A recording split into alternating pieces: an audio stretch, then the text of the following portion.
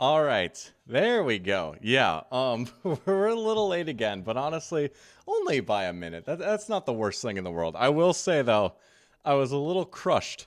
I saw 7 people waiting in here for this stream, which I gotta say is a new record. We've had we've had 7 people waiting, and now it's down to 3 people waiting, which is but life happens, right? But yeah, I got a new mouse and a new keyboard. I just haven't set it up yet. I had some troubles setting it up yesterday, but what can you do? Anyways, we're here. It's Sunday night. Falcons are on. It's Falcons 49ers. Should be, dare I say, kind of a fun Sunday night game and a great way to cap off what has been a phenomenal Sunday slate, man. Dude, this week is not disappointed. We've had some great games all across the board. But before we get into all that, as always, you guys know the drill. Feel free to say hello if you're in here in chat. Looks like we got a few people in here already. What's up, Caden and Sebastian? Good to have you guys in here. What's going on? We missed out on the redemption, but we'll take it. Saying, hey, it takes a while to dry tears. I get it. Yeah, I won't lie, I was a little sad. I was hitting a little Charlie Brown walk around the apartment earlier, man, after the way that Cardinals Packers game ended, right? Oh, dude, they were so close. They were so close.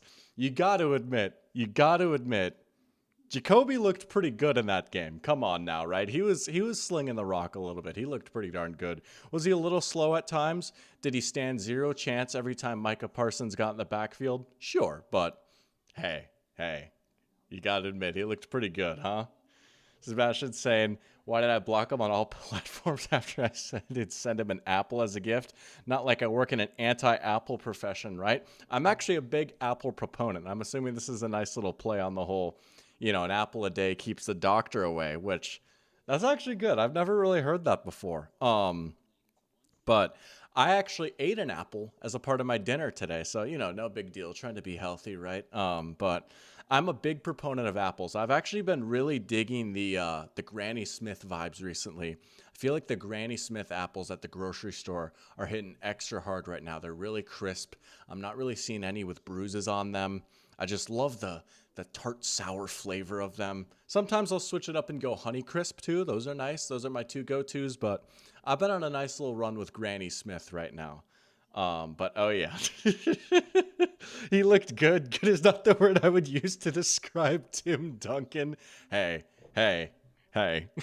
He's Tim Duncan light. Tim Duncan light. That's what I'll say. He's like a fraction of Tim Duncan, but there's some vibes. There's a little bit of a connection you can make. It's not a bad take. I promise. But what's up, Wolf? Good to have you in here. Saying he was in 1% who started around a Gadsden, and I'm proud of it. Dude, yeah, he had 160 yards and a touchdown today. Went absolutely off for the Chargers. Decent little spirited comeback attempt for them, but man, the Colts, every week I'm saying now, they probably won't win the Super Bowl, but they're looking pretty good.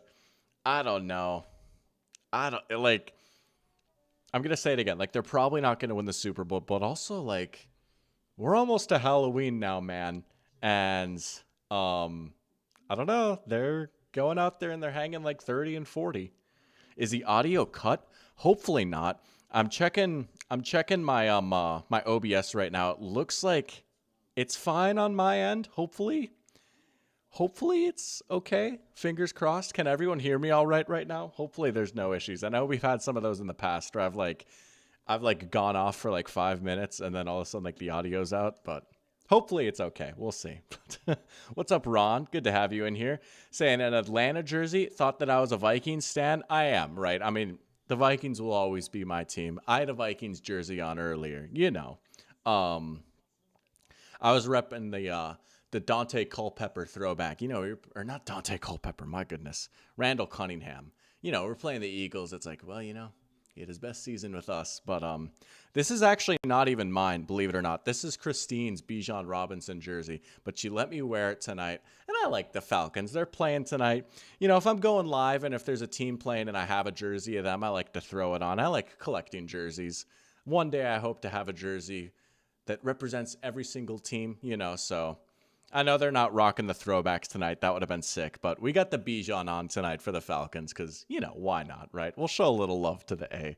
We'll show a little love to the Dirty Birds. Sebastian, I did acknowledge your amazing Apple joke. Yeah, and then I was giving a little bit of an Apple take, dare I say, talking about my love for Granny Smith apples. I've been digging the Granny Smiths recently, but what getting Daniel Jones does to a team? Nah, he's been insane. Like it I don't know, man. I don't know, man. It's crazy. Should we be worried? No, no, it's oversized. I will say, I don't know. If I stood up, you could tell. Low key, I'm not even sure if it is a woman's jersey or not, actually. But what's up, Joao? No, the first slate of games was a little rough. Although I will say, I mean, at least from a neutral perspective, Vikings Eagles, that was pretty solid, right? At least from a neutral perspective. Maybe made me a little sad, but as at least like an entertaining game. But dude, second window, unbelievable. Second window, that's maybe the best window of the NFL season so far. I mean, just banger after banger after banger. That Broncos Giants game, man. How about it? How about it? Oh yeah. Oh yeah. Okay, audio's working. That's good. I mean, yeah. That's good. That's good. We beat the allegations a little bit. But Wolf is doing commentary first half for his high school. Let's go. That's awesome. I love hearing that, man. Hey, you do you, man. You go after that. It's nice that you're getting your foot in the door for that kind of thing now. I certainly wasn't doing that type of stuff when I was in high school, so that's pretty exciting. The Browns, yeah. Browns with a big win, man. We'll see. We'll see if the second part of my prediction comes true or not. We'll see if they actually give McDaniel the axe. But that is, I mean, I don't know. That seemed kind of like a fireable game, so we'll see. But yeah, not just a win, man, but like a full-on beatdown. It was crazy. Ron said the Falcons broke his heart all those years ago when they blew it in the Super Bowl. Yeah, no, I mean, I get that. Yeah. It's funny. I was like, I kind of pulled for the Patriots in that game back in the day, but but now we rock with the Falcons a little bit more. You know what I'm saying, right? But Ron is starting to be a believer. I will say, man, especially second half of that game, he really turned it on, and he's been playing a little bit better. He's had a nice stretch of games now. I'd say like the first part of the season for him was a little rough, right? There was a few stinkers in there, but he's starting to string together some better play, and I feel like they're starting to take the training wheels off the offense a little bit more again, and it's going a little bit better. I mean, they're showing the highlights right now. Like, man, when they needed to have it, he hit some downfield shots. He had some nice scrambles. It was good. But what a win for the Broncos. That was special. What's up with rooting? See, I feel like I started rooting for them when they started making the comeback. Like once they started closing the gap a little bit, it's like, you know what? Honestly, it'd be kind of cool to see like the greatest Super Bowl comeback ever. So I was like, whatever, right? Like going into the game, I was like, I just hope we have a good game. I wasn't necessarily pulling for one team or another, but once they started making up ground, I was like, let's see what happens. And also, as a football nerd, I wanted to see the first ever Super Bowl go to overtime too. But Pair Champs in here. What's going on, man? Good to have you in here. Saying Bo Nix MVP performance. Yeah, I mean, that second half in particular, probably like the best that he's looked in his career, truly. Like, I don't know, man. And the Broncos are, 5-2 now? I mean, the AFC West is heating up a little bit, right? Chiefs looked good today. Might kind of be a race between these two teams down to the end. I was pretty young. I was a sophomore in high school. Infant. Yep.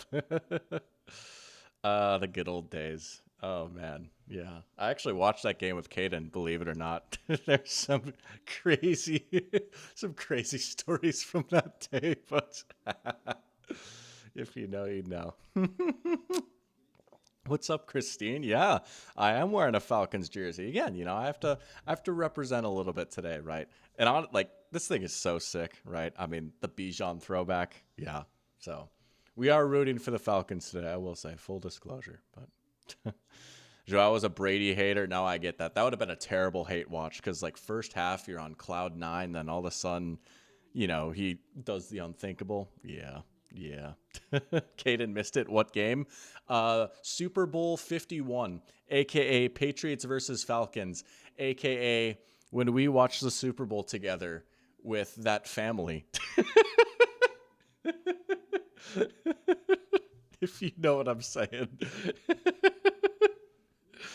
uh, anyways. Oh man. Wow. Well, there you go. Look at that. That is a nice little perspective right there. I love that though. That's awesome. That's awesome. Yeah, Christine, what are your thoughts on Terrion Arnold's recovery timeline? I'm curious actually. Yeah. Yep. Alrighty. Alrighty. I think that's our cue. Let's talk about this game. Let's preview this game here. Again, bear with me. It might take a second to get things changed over. We're working with a bum mouse right now. What can you do? But Falcons versus 49ers. It's in Santa Clara. 49ers extremely banged up coming into this game. I mean, it seems like every year they're hurt, but this feels like this is the most hurt that they've ever been, truly. I mean, just the amount of players that are out, and not only that, the amount of important players that are out for them.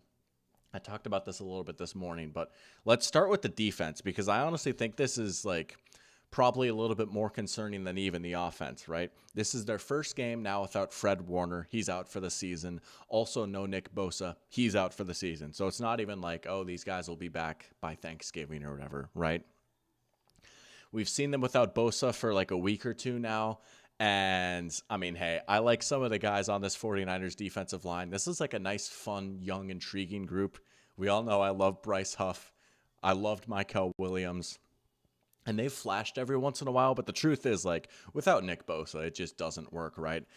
They have had statistically one of the worst pass rushes in the NFL ever since Bosa's been down. It's not surprising to see them like near the bottom in sacks and pressures and win rate and all that stuff. And you turn it on and you watch them, right? Like, they ain't getting after the quarterback at all. Now, on top of that, you lose Fred Warner, who, without a doubt, best player in the NFL at his position. What he's able to do, taking away the middle of the field as, you know, a guy in coverage, how he's able to play the run so well. I mean, literally, like, everything that they do on defense, because it's not like a crazy schemed up unit.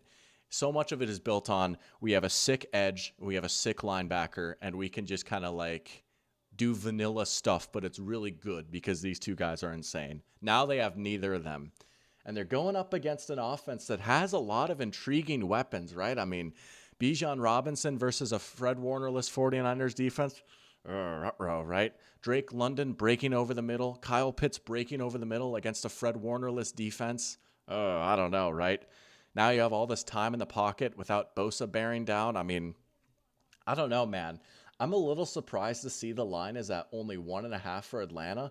And I was even more surprised to see the majority of people on ESPN for like the pick'em thing. I was surprised to see that like there was a big majority of people that picked the 49ers in this one. I mean, I really think we're going to see today like this 49ers defense. They came into the season top heavy. Oh boy, you take away the top. Oh, I don't know. I am hoping for a good, fun game. And I do think San Francisco can at least make things interesting, right? I mean, they're without a bunch of guys on offense too right now. No Mac Jones, no Ricky Pierce, no Brock Purdy, no Ricky Pearsall. So it's going to be, you know, Mac Jones and Kendrick Bourne and the Super Friends. Although George Kittle is back, they still have McCaffrey. Like they've got a few guys, and we've seen Shanahan kind of pull the strings a little bit. So they can make it interesting. I'm not going to say this is going to be a blowout.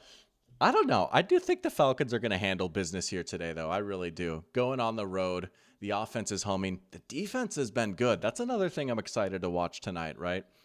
Is just it feels like maybe they're overachieving a little bit right now. It's like a little surprising how good the defense is, but they've done it against good competition. They looked phenomenal on Monday night. They get another good test here today against one of the best offensive coaches in the NFL. But I'm going to go with the Falcons. I'm going to say they put 33 up. I'll say Falcons win 33-25. How about that? Falcons win 33-25, but I'm expecting a big game from the offense here today. What are you guys thinking? I don't know. What are you guys rocking with here in this one? Anyone on the 49ers in this one? Anyone on the 49ers home upset? It's weird to see like I guess I said like it's weird that like the Falcons are only 1.5 point favorites, but like it's probably also weird to see a team that's 4-2 and at home be underdogs. So you could take it that way too. But Joao was a parlay of Falcons win, Drake London touchdown, Bijan and CMC over receiving yards, and Kendrick Bourne under receiving yards. Okay. I feel like the odds on that got to be pretty good, right? That's a lot of stuff at play right there. But okay, I could get down with that. I could see Drake London finding the end zone. Both these backs are super involved in the pass game. Kendrick Bourne under receiving yards. We think maybe a little trip to Terrell Islands today? Probably. I could see that happening. Oh, yeah, there you go. Yeah, I mean, and you're right, Ron. Like, the Commanders are super injured, but, I mean, I'm sure if you made some sort of stat, like, they would be the most injured team, the 49ers would, for sure, if you had to, like, track snaps lost or something like that. It's ridiculous. Wolf, what's that Clash Royale halftime? I gotta say, dude, I have actually never played Clash Royale before. I've played a little bit of Clash of Clans back in the day. Just a little bit. Not too much, honestly. But I've never played Clash Royale. So, I don't know. You might have to be the change that you want to see in the world, honestly. But what's up, O Diallo? Good to have you in here. What's going on? Asking, who do I got? That is a Falcons jersey. Absolutely. Bijan Robinson throwback. Go Dirty Birds. Oh, yeah. Oh, yeah. Now we're going with the Falcons here today. I like this offense against this defense a lot. 49ers are just so banged up. And Falcons, you know, oh, think about how differently the NFC South would be looking right now if the Bucs didn't pull out that win week 1 in the Benz, right? I mean, crazy game. That could be a real sliding doors moment in this NFL season. I mean, I don't know. We'll see how things play out, right? It's a long season, but that could be a game that potentially ends up deciding if a team goes on the road or hosts in the playoffs, if that makes sense, you know? So we'll see. But thanks for tuning in, man. We got LMX in here as well, saying Falcons do struggle on the road. That's fair. I guess they're 1-1 they're 1-1 on the road right now. I'm trying to think. Oh yeah, they had the disaster against the Panthers, the 30-0 game. I mean, just one of the weirdest results so far this season. It's not even like, oh, the Panthers are bad. Hey, shout out Panthers being above 500, right? Let's go. might be silly seeing someone in a Falcons jersey say that, but you know, I've got my reasons. But that was just like a weird game, right? Some turnovers, some special teams stuff. It's not even like the Panthers thoroughly outplayed the Falcons in that one. Just a lot of stuff really went wrong for the Falcons in that one. But Jake Matthews is still on the Falcons, absolutely. Now, it's sick to see him still grinding, right? Like, he's been in the league for a long time. I remember when he got drafted. I was in middle school when that happened. You know, he's solid, right? He's had a good, strong career. He's been a part of some really good offensive lines, some really good teams, and he's still a starter, right? He's like, what, 34, 35 now? He's still starting, so that's pretty cool to see. And he's a part of football royalty too, right? The Matthews family, so yeah. Pearchamp is saying the Colts remind him of the Titans 2021 season. Oh, yeah, that's right. They were the number 1 seed. Running back that carries the team. And you know what's funny, right? You know what's really interesting is that year, Derrick Henry actually ended up getting injured in the middle of the season. I mean, he was on just a torrid, ridiculous pace that season. And he ended up getting hurt like halfway through. And they had a whole laundry list of different backs come in, right? They had Adrian Peterson for a little bit.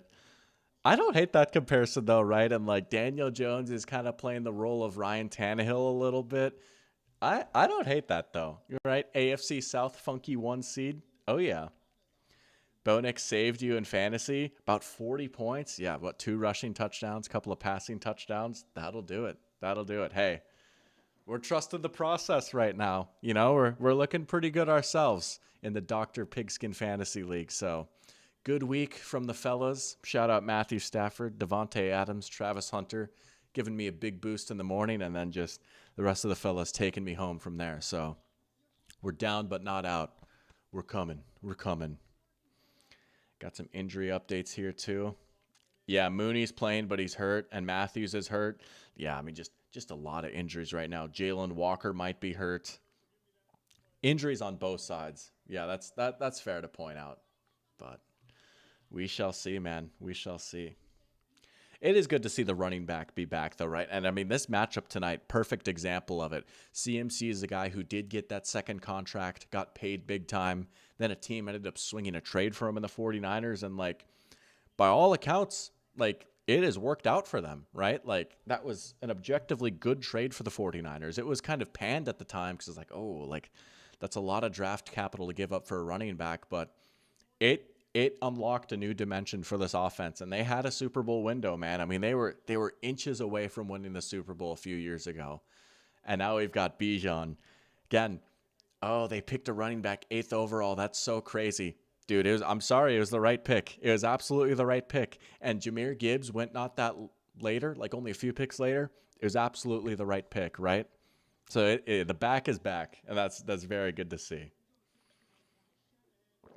All right, we have not started yet. Again, they're NBA-ifying this right now. I don't appreciate this, right? I was promised football at 8:20, and now it's 8:22. They've got the guitarist for Journey doing something. That's cool, I guess. Now we're 3 minutes late.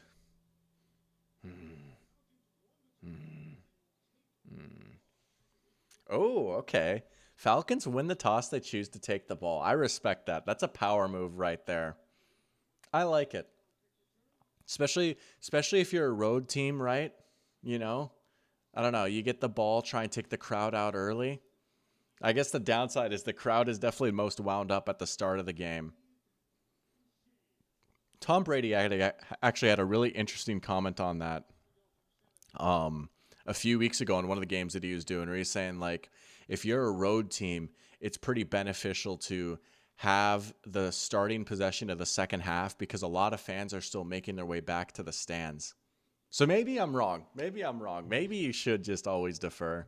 And that was a good... When Brady said that, I was like, I didn't even think about that, but that actually totally makes sense. Complaining about not starting on time, fair. A little bit of a hypocrite, right? Hey, I was 1 minute late, and this game is, 4 minutes late? So I'm right. I'm better. No, that's fair, Ron. That's totally fair. Betting on sports. I'll elaborate more. Oh, boy. That was nearly encroachment. Okay, nice little start. I bet on sports every once in a while, right? I definitely did it a lot more in college, and I try not to get too crazy with it, right? I won't lie. I get a little bit of a dopamine rush when I win, right? Happens to the best of us.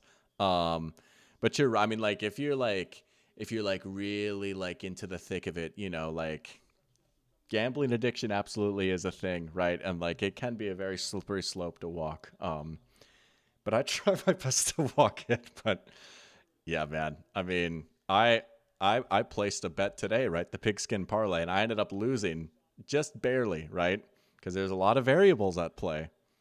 Let's see what Penix has here. He's just gonna uncork it. Oh, looking for Pitts. Right? Jacoby Brissett cashed his. Dak Prescott missed his line by like 10 yards because the Cowboys were up by so much they just stopped throwing the ball, right? My logic was right in that, like the Cowboys are going to be able to move the ball through the air. Of course, Dak Prescott's going to have a lot of passing yards, but the opportunities didn't come in the second half because they were almost like too good at it, So, yeah, I mean, that's how they get you. As I always like to say, that's why there's golden buildings in Vegas. But...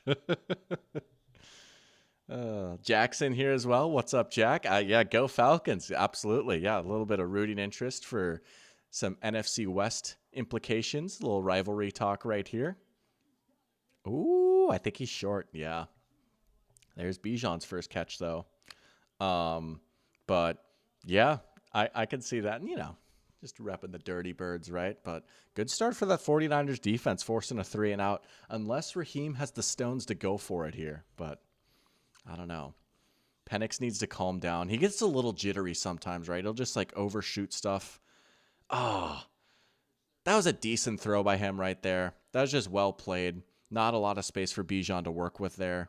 Oh, they are going to punt. I mean, they're pretty deep inside their own territory, but it's a very short one. You know what I'm saying? Jack went 2-10 and pick him today. was a weird day, man. I don't think I fared that well either, honestly. Also, what the heck is going on outside? Is that raindrops? Is that raindrops or like sparklers or fireworks? Can y'all hear that? Probably not. No, it's not picking up on my mic. Okay, you're gonna have to take my word for it. There's like some crazy noises going on outside right now. I straight up can't tell what that is. I don't think it's rain. It doesn't really sound like rain. Anyways. There was DMs that someone sent Isaiah Rodgers today because of a missed parlay. Dude, I hate that so much. That honestly upsets me so much, right? That's the stupidest thing in the world. Like DMing a player, like I'm assuming it was like hateful or something like that, right? That makes me so upset, dude. I actually watched, if you guys, it is fireworks. Sorry. If you guys watch Foolish Baseball, you know, he made a video about like baseball and gambling and how some social media account put on a tweet that was like, oh, like Brent Rooker, baseball player, has been a part of like the most missed parlays this year. And a bunch of people were sending a message. He's like, dude, I do not care. You can hear it. Okay. That's crazy. Yeah, it's sparklers. People shooting off sparklers right now. They're just really excited for 49ers Falcons. But I'll have to see how I did at Pick'em. Pearchamp killed it at 9-3. Okay. I see you. Yeah, you're right, Joel. Maybe they were a little too high on their own supply, going 3 and out after choosing to start with the ball. That's fair. All right. Let's see what you got for us on your third down here. 3rd and 5. That's manageable. Last time we did a 49ers game, it was just a ton of short stuff to Kendrick Bourne. We'll see if they get Kittle involved early now. Oh, there's CMC. Nice. First down. All right. Both these teams faced with a 3rd down on their opening drive, both choosing to go to their back in the receiving game. CMC able to get the first down here. I believe he's top 5 in the NFL in receptions so far this season. I mean, he's not quite been as effective as a runner this season. He's not going to win OPOY or anything like that. He's not making any all-pro teams. He is still one heck of a receiver, though. That part of his game is still aged really, really well. And they sorely missed him last year. I mean, I really think that was a big part of their red zone struggles last year, right? They couldn't score in the red zone. Some of it was his running, but just the way he's able to escape out of the backfield, you get him on those option routes, man, that's hard to defend. Especially when you get him out in space on the linebacker type or a safety. Yeah, that's a handful. That's the next Apple delivery. That's awesome. Thank you. I could use some more apples, honestly.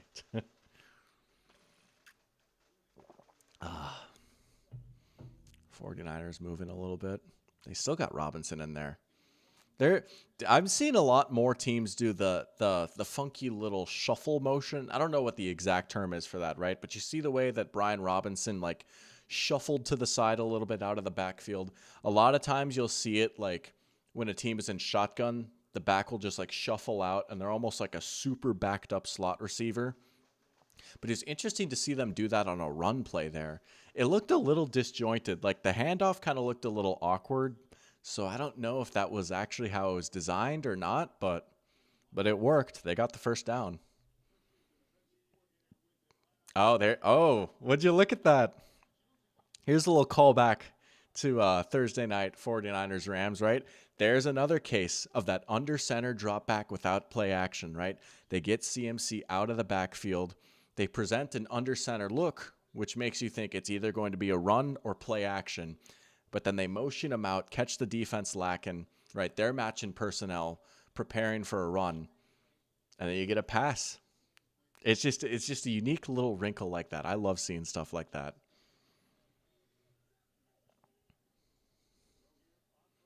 Looks like that was a design screen. That was played pretty well right there. Nothing.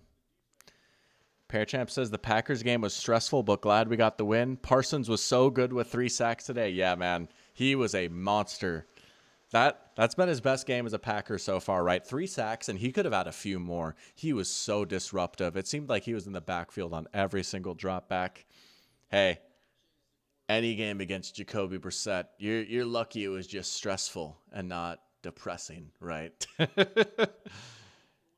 Hey, he's looking pretty good right now. That'd be crazy if they just kept him in. Wouldn't that be crazy? I mean, mind you, they're 0-2 with him, but yep, they have Brian Robinson. There have been multiple instances of people drafting Brian Robinson in fantasy when they have like the manual draft board and everything, thinking that he's Bijan Robinson. I've seen plenty of videos of that happen over the past few years. It happens. CMC at slot receiver would be kind of fun, honestly. I could get down with that. He'd be good. Oh. All right. Falcons D gets a stop. Eddie Piñeiro's had a pretty good leg for the 49ers so far this year. Ball's at the Atlanta 42, though. That's a super long kick, especially outside.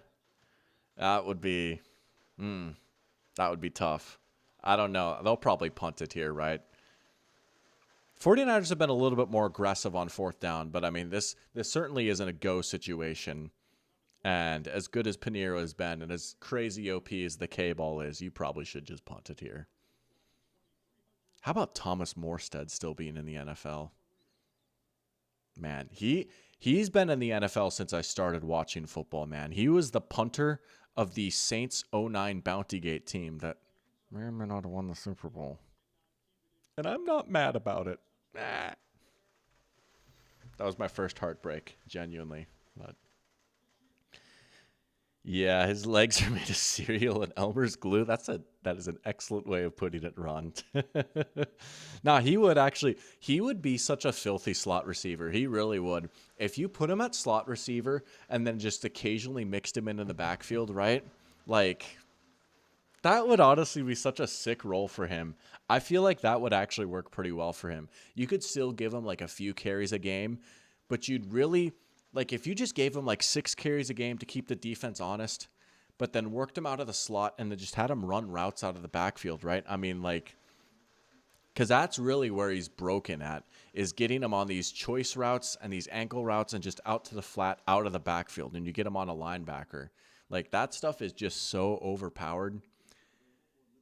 But if you ran it enough with him, then they'd have to match with a linebacker. Like, if you only ran routes out of the backfield with him, then you could just, like, put a corner or a safety there, you know. But if you ran him enough to keep the defense honest, that might be a way to extend his career a little bit, right? I don't know. Pretty much turned him into, like, what if Amon-Ra St. Brown took 6 carries a game, right? That could be CMC's future, maybe. That's actually an amazing idea. Why don't we already do this, you know? I don't know, but... I am a Jacoby Brissett merchant. Oh, yeah. Always have been. Oh, yeah. NFL's next Cinderella story, right? You know the lore, right? Yeah, I may or may not have picked the Cardinals today. Got my heart broken. I was pulling for them hard. I may or may not have said if the Cardinals won today, I was going to buy a Jacoby Brissett jersey, which I was fully serious about, by the way. I actually was going to do it, but they didn't win. Yo, what's up, Eagle Eyes? Good to have you in here. Yeah. I figured you'd bring up the Giants at some point. Yeah, but you know what? We're not too sad about that today. Good for the Broncos, right? Winning on Demaryius Thomas night, getting them inducted into the Ring of Honor. Special day. Special but bittersweet day for the Broncos. Magical scenes at Mile High today. So we'll be back with regularly scheduled Giants homerism next week, though. Don't you worry. Don't you worry. I think they're playing the Eagles next week. Uh-oh. Uh-oh. Are we going to see another upset? Would be crazy. We're waiting for the Cards as the world's biggest Packers fan. Hey, only when it's beneficial for me, right? Only when it's beneficial for me. Drow says it's hard to hate watch the 49ers. It feels like I could throw for 300 yards on that offense. Yeah, you and me both, man, right? When Kyle's cooking and guys are open and you just have to go like this, like, yeah. All right, let's see what the Falcons have. Second drive. Ooh, okay. How about the run defense showing up for the 49ers there?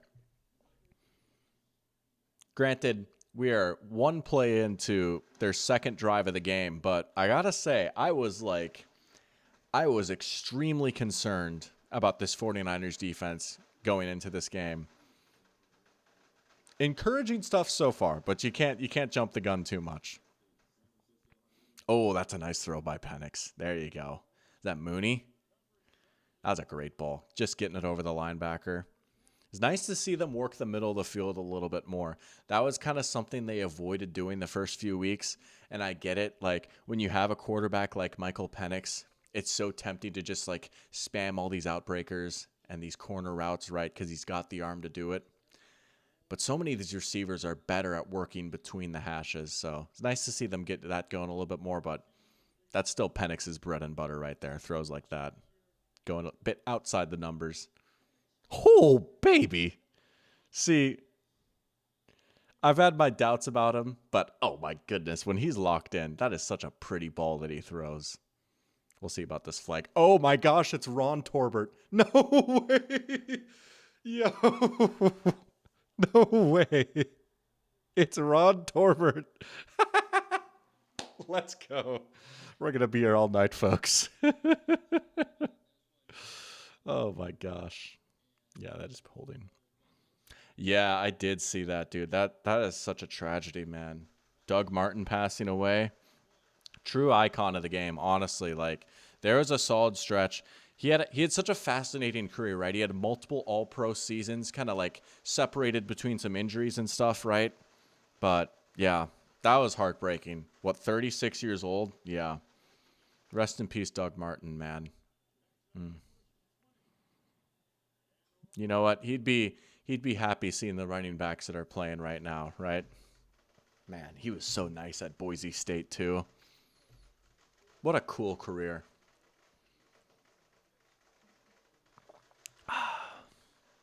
Yeah, that big Pitts play getting wiped away. Yeah.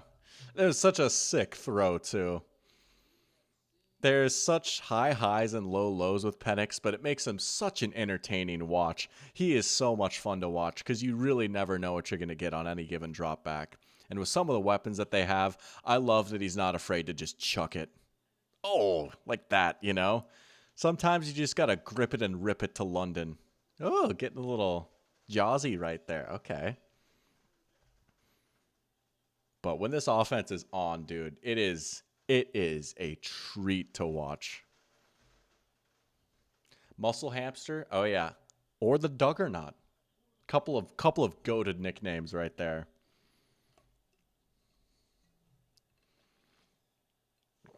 All right, 3rd and 3. You could try and run it here. Is that Algier that's in? They got Bijan. Or is that a tight end? They're doing a little orbit motion with Bijan. Pitts got it. Hey, I gotta say, Kyle Pitts, man, having himself a nice little season. Got him going on a corner right there. Is that Lenoir? No, I don't know. Is that Renardo Green? But yeah, that's a mismatch, man. I mean, just so much size on him. I don't know. It could be easy to forget how crazy he was as a rookie, and then he just dealt with some injuries. Maybe the resurgence is finally happening.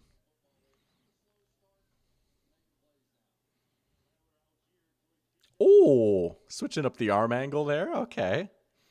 Dare I say that was a little Staffordy? There's been a few comparisons between Penix and Stafford. I could see it honestly, right? They both got the gunslinger mentality, both just crazy strong arms, aren't afraid to force feed their top weapons, right? Both are running a similar scheme right now, right? We've got the McVay offense, and then Zach Robinson was under McVay in Los Angeles. We'll see how much longer Zach Robinson is here. I don't know if y'all have been tapped in with that story at all or not, but Zach Robinson, who's done, I think, a pretty good job as the Falcons OC, there's a chance he's not here for much longer. There's Bijan, first down. There's a chance he might be Oklahoma State's new head coach. We'll see. I mean, he played quarterback at Oklahoma State for a while. They recently just fired their head coach. People have asked him about it, and he's kind of given like weird answers, and it's like, oh, like he's probably thinking about it, you know? So that would be a really interesting situation. You have to imagine he'd probably at least finish out the season, right? Should he take that job? But who knows? Who knows? Yo, did Bijan hit the A-Town down? That's so sick. Let's go. That's so sick. I think that's what he was doing.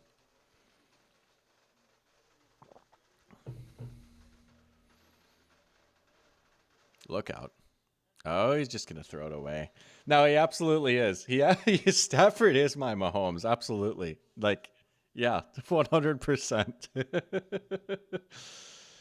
Yeah, Pitts is 25. He was 20 when he got drafted, right? Like, he he was the youngest prospect in that draft class, I believe. So, you know, it's cool to see him develop a little bit more and just it's never too late, right?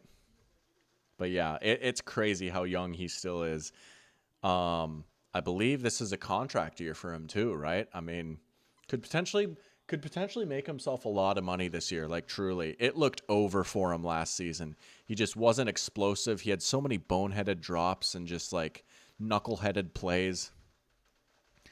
But they seem to have finally unlocked him. And boy, especially as a complementary piece, when you've got London who can be your leading target getter, it just, oh, this offense could be so sick. It really could.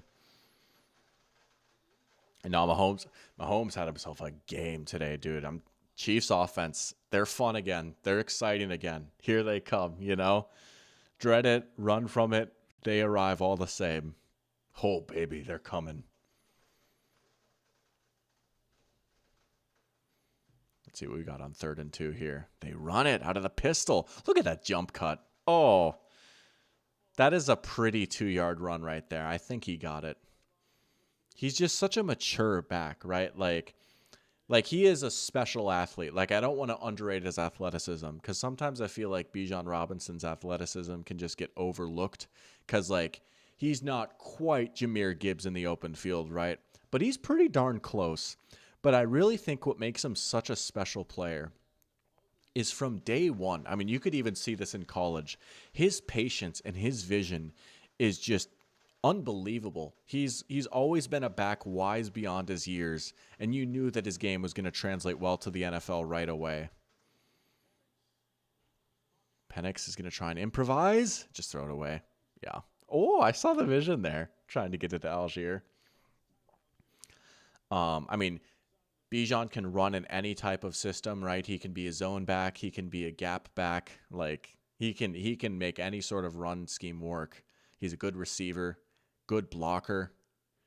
Oh, we're sorting things out. Here we go again. For those that don't know what I'm cackling about. So a couple of weeks ago, we went live for Packers Cowboys, right?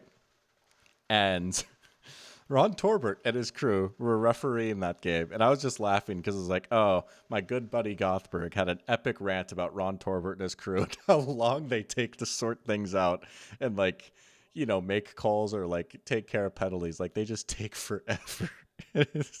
Again, I'm not hating on the guy. Like, he seems swell, right? If anything, I just find it amusing. But I'm telling you, like, I think I just laugh so hard because, like, I've watched a stupid amount of football throughout my life, right? And, like, I'm even to the point where, like, I know these referees and, like, I know some of their tendencies and stuff, right?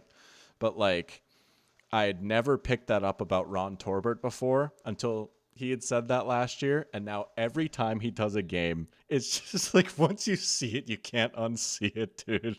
We are going to be here all night tonight. Oh, man. Man, nothing open downfield for the Falcons. Another flag. Here we go, folks. There's going to be a lot of flags, too. This is a very penalty-happy crew. We are going to see a lot of laundry tonight.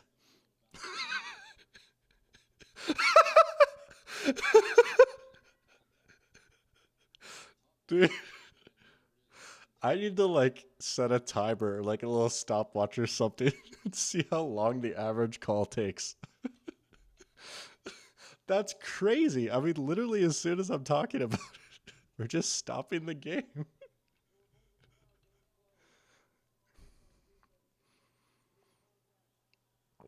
Oh man, I need like a Ron Torbert poster or something. I need to get like a print of him making a call, like hitting a holding call or something like that. I mean, to be fair, on that play at least there was multiple penalties, so there was like a little bit more to sort out. So I'll at least cut him some slack for that. But Also, they're still shooting off those fireworks outside. Got to be some sort of celebration or something, right? The Carl Malone free throw countdown. Is that what it started with? Did it start with him? I've always associated that with Giannis. But I guess I'm sure that was not the first player they did that with. What the heck? Was that just a throwaway attempt on a screen right there? It had to have been, right? I mean, I don't know what exactly the vision on that play was. Probably smart of him to just throw it over the head of the receiver, right? I mean, if that tight end would have caught it, he was getting smoked behind the line of scrimmage. I'm not going to lie. I have no idea who Tatum Bethune is. They're highlighting him right now. I mean, clearly he's Fred Warner's replacement, right? Him and Curtis Robinson. Yeah, I'm not going to lie. I don't know who these people are.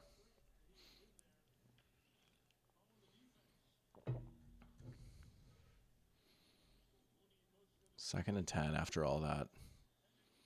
Man, is there really just nothing downfield? I mean, he's looking. He has time. They'll get. Oh, someone just got trucked on the Falcons sideline. Okay, that was crazy. Y'all could definitely hear those. That's crazy.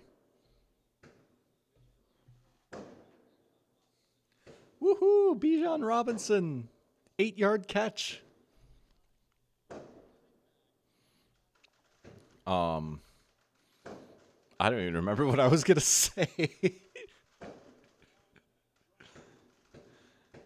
Let's just enjoy the fireworks for a second.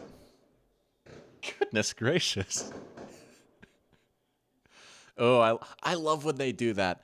I love when teams will come out with two backs and they have like the power back in at fullback, right? They have Tyler Algier as the up back right here. I love when teams do that. Nice little play on 3rd and short to get the first down. That is the end of our first quarter. No score so far. Granted, a few long possessions, right? Falcons are especially taking a lot of time up on this drive. But they're moving the ball. They're knocking on the door of the red zone. They got a fresh set of downs. Looking pretty solid so far.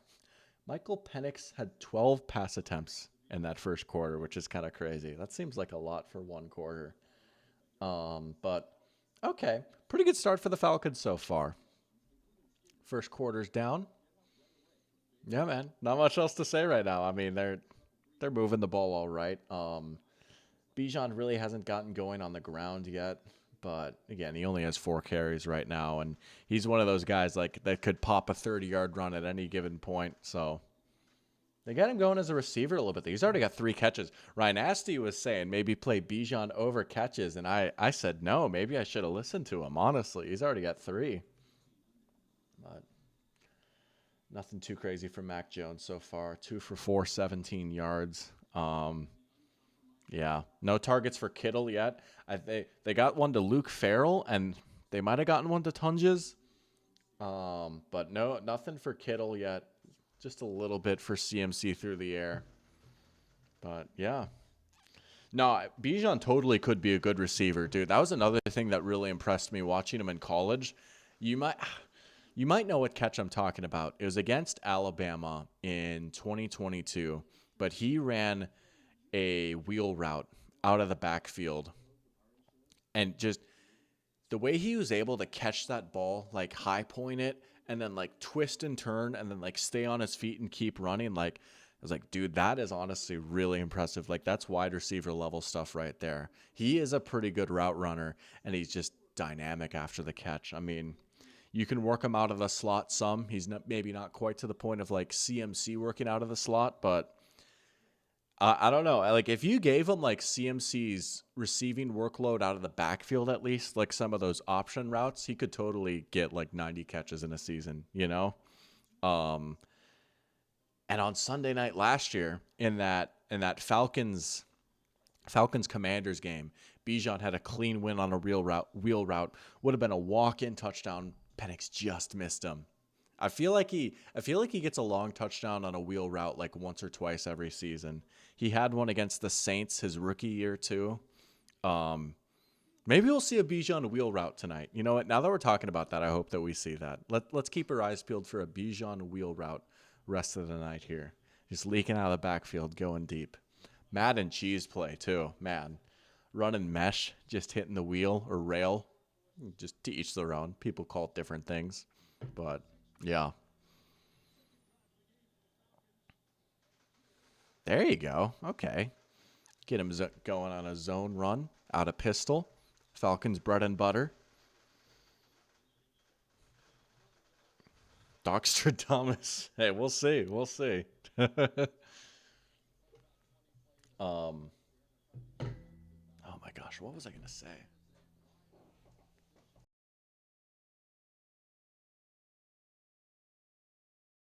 If it comes to me, I'll let y'all know. Now they're in the red zone.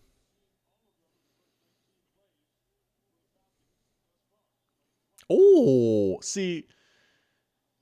Oh, like that's a 1.5 yard run right there, right? But my goodness, some of the moves it'll put on people to make them miss, right? Oh, baby. Again, all that was only for like 1.5 yards, but just some clean moves, man. He's got the joystick superstar ability. Oh, man. Yeah, no, Robbie Chosen was getting some work for the commies today. He absolutely was. I was shocked when I saw him hauling in passes. I was like, what? Really? Yep. I thought he was too eagle-eyed. Look out. Pass rush gets home. It's a whole gang of 49ers in the backfield. Oh, my. A sack for the 49ers on 3rd down. Okay. Well, this was something we were looking for, right? Can this pass rush do anything? Dare I say, you want to talk about another Dr. Pigskin favorite?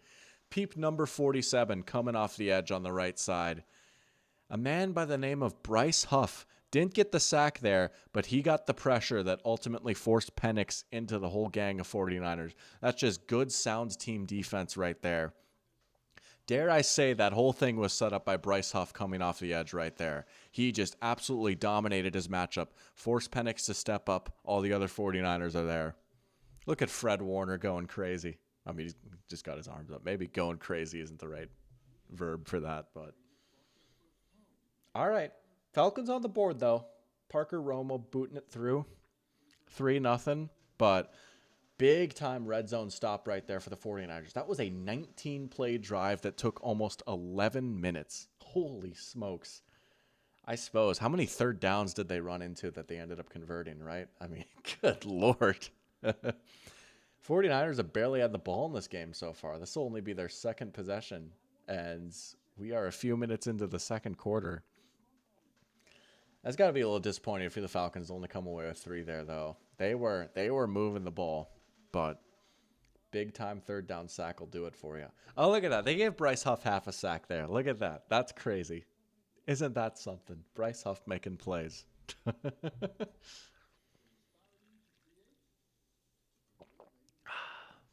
I'm definitely going to need a refill of this at halftime or something.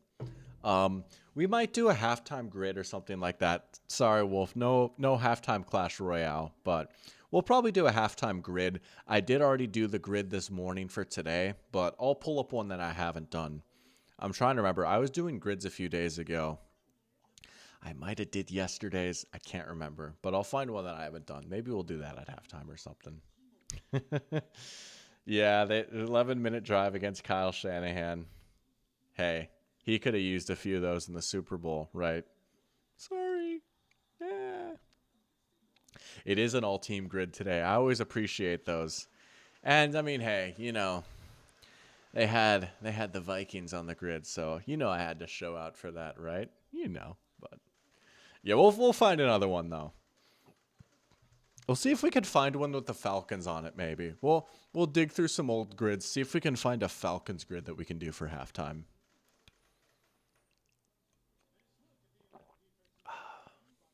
Ooh, a look at the Atlanta defense brought to you by Taco Bell. Now we're talking.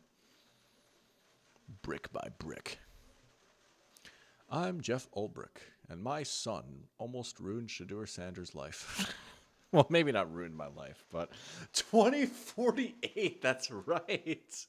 Dude, yeah, that's right. Oh my gosh. Oh my gosh. Yes, the weather delay. That was crazy, dude. That wasn't even that long ago, but I almost forgot about that. Maybe we'll get a little 2048 action into. Oh man, that was fun. What game was that? Oh my gosh. What game was that? Oh, why can't I think of it right now? It was pretty early on in the season, was it not? But there was the was it opening night? No, was it?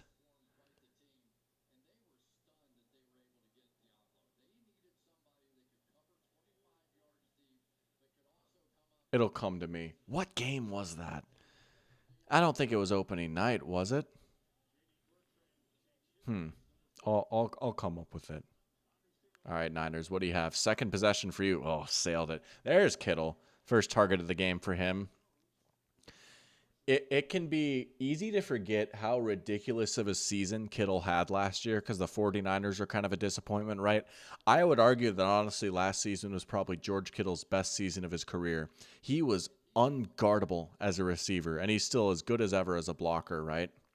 And he was off to an excellent start in the 49ers' first game. Granted, he wasn't in there super long, but he could have, if he didn't get hurt, he could have easily been like up near the top of the receiving leaders so far this season. That looked a little funky, that route, though. It looked like he almost pulled up a little bit, maybe not quite on the same page as Mac. That was a little bit of a funky look right there. That was opening night. Okay, weather delay opening night. Yeah, dude. I mean that kind of does feel like a long time ago. I guess to be fair, it's week 7, right? It's been 7 weeks. That's crazy, dude. That's crazy. Oh, okay. Third down, third and Juwan.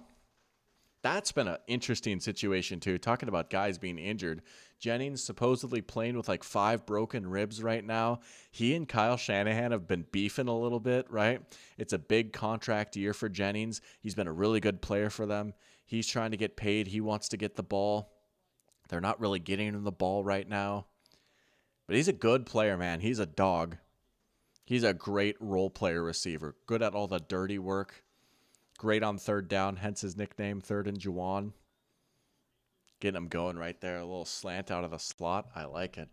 Now we're starting to cook a little bit.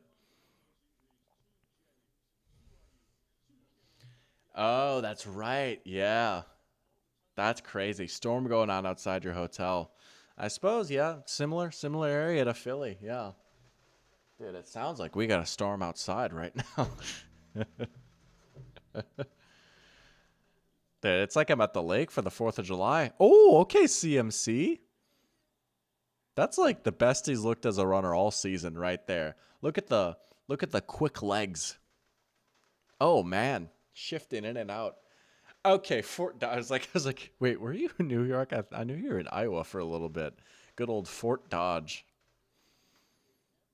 Look at that run though. Oh, okay. There we go. The sound. Did it cut, dude? Is my sound cutting out for other people now too? Rut-row, raggy. Jennings doesn't probably stay this year with Bourne doing well. Yeah, one just like they're so up against it with the cap right now, right? I mean, they've got so many expensive contracts on this roster, and they just paid Purdy. Like all of a sudden, Brock Purdy's not going to be making like $700K a year now, right? Um, he probably will be a cap casualty, honestly, which is a shame because he's been a really good player for them. But yeah, I mean, Kendrick Bourne's played well. Kyle loves him. I wouldn't be surprised if like Bourne was cheaper. They just ended up rolling with him instead. That is a good point. He'll get paid by someone else though. Oh, it's picked. Oh no, right on cue. Jennings bobbles it right into the hands of Caden Ellis. Oh my. Falcons defense with a takeaway. They're storming the end zone. Oh, man. That's a tough break for the 49ers right there. Yeah. I mean, is it a perfect pass? No, but if you're Jennings, you should probably haul that in. At the very least, you shouldn't be popping it up into the air, right? Oh, man. It looked like they were having a decent answer going on offense there. Whew. Falcons defense gets another big stop. Now they get the ball back after having a nearly 11-minute drive. San Francisco still barely had the ball. Oh, my goodness. Nightmare. It's crazy this game is only 3-0 right now. Yeah, that's crazy. Yeah, welcome Jake Turtle. Love the name, by the way. That's awesome. Welcome Jake Turtle. Yeah, no, Bo Nix had himself a game today. He did. He got the clutched up indeed. Yeah, I gotta give him flowers, man. He played well today. I was impressed, especially second half, going up against the big bad Giants defense, that crazy pass rush. He got the job done. Can't hate it. Karma for being the most unethical offense in the NFL. Yeah. What they've been doing pretty recently has been a little crazy, right? I mean, it's just dump off short stuff, a lot of choice routes, spamming motion, but you got to do what you got to do. Okay, the sound is okay. We're good. We're good. Crazy that Bo's worked out as well as he has in the NFL. I'm right there with you, dude. I won't run from it. I was not big on him coming out of the draft. I mean, I made that very clear. If you go back and you watch my draft stream when I was pranked by my viewers who were trying to tell me that the Vikings took Bo Nix and that like, oh, we're ahead. They took Bo Nix, right? I mean, yeah, I thought taking him at 12 was crazy, but nah, I mean, I don't know. I could criticize them all I want or be like, oh, the offense has training wheels, blah, blah, blah. But, like, it's working, right? And, like, clearly showing, like, he can run and create a little bit. He can push the ball downfield a little bit, right? Like, I don't know what else there is to say. Like, yeah, he's been a good starting NFL quarterback. And while that might sound like a backhanded compliment or like, oh, I can say more than that, like, I don't know. Considering how hard it is to find a good starting NFL quarterback, like, you'll take that. He's not Drake May. No, I mean, to be fair, is anyone really Drake May, right? Dude, every time I see Drake May make a cool play, it is like a punch to the gut, dude. It's like, oh, I wanted him so bad, but we just didn't have a high enough pick to get him, right? That's just how it be. Nothing for Bijan on that first carry. It's just, oh, man. Good for the Patriots, I guess, right? A team that's had it so bad for so long. I mean, when is the last time the Patriots have had good quarterback play, right? Their fans really deserve this. The Vikings are so spoiled and arrogant, I kid, but I was actually so sad. I was like, I was in denial till the very end. Like, the Patriots are trading down with us, right? They're just gonna not take Drake May and they're gonna give us to him, right? Because we deserve him more, right? Yeah. Oh, that's laundry flying right there on Lenoir. I don't know. We'll see a replay. That looked like pretty good defense to me. Oh, well, let's have the huddle first. Let's sort things out. Okay, there we go. Let's see. There's hand fighting both ways. I don't know. That's not my favorite call in the world, especially on a throw like that downfield, down the sideline. Gives the Falcons a first down, gives them a decent chunk of yards. I've seen worse. That's what I'll say. I've definitely seen worse PI calls before, but that's not necessarily my favorite call right there.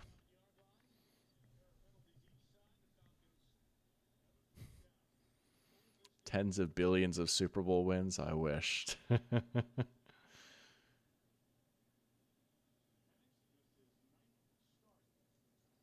Okay, a little play action. Is he going to take a shot? Oh, he wanted to. Ugh. Honestly, probably smart just throwing it away right there again. If he dumps it off, Bijan's probably getting hit in the backfield. You don't want your guy taking a hit like that for no yards. You're gonna face 2nd and 10 either way. Might as well keep your back clean. I actually get the rationale with that.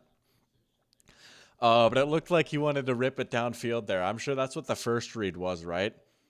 Something deep down over the middle of the field, then just come back down to Bijan. That wasn't even there. Just throw it away. I will give Penix some props, right? Sometimes I questioned his accuracy or mechanics or footwork, but he's a really smart player. He really is good at that type of stuff. He's good at getting through his reads quickly. He gets the ball out pretty quick. He's decisive, even if he's not a crazy scrambler like we're seeing right there. He's really not that athletic, but he's at least decisive, and he knows, okay, if it's not here, I'm gonna run. He doesn't waste time and just hold on to the ball forever, like a certain quarterback in Minnesota right now, which is crazy because the quarterback in Minnesota is like a 10-year vet, and he still thinks he can do the whole dip under the defender and dodge the sack thing.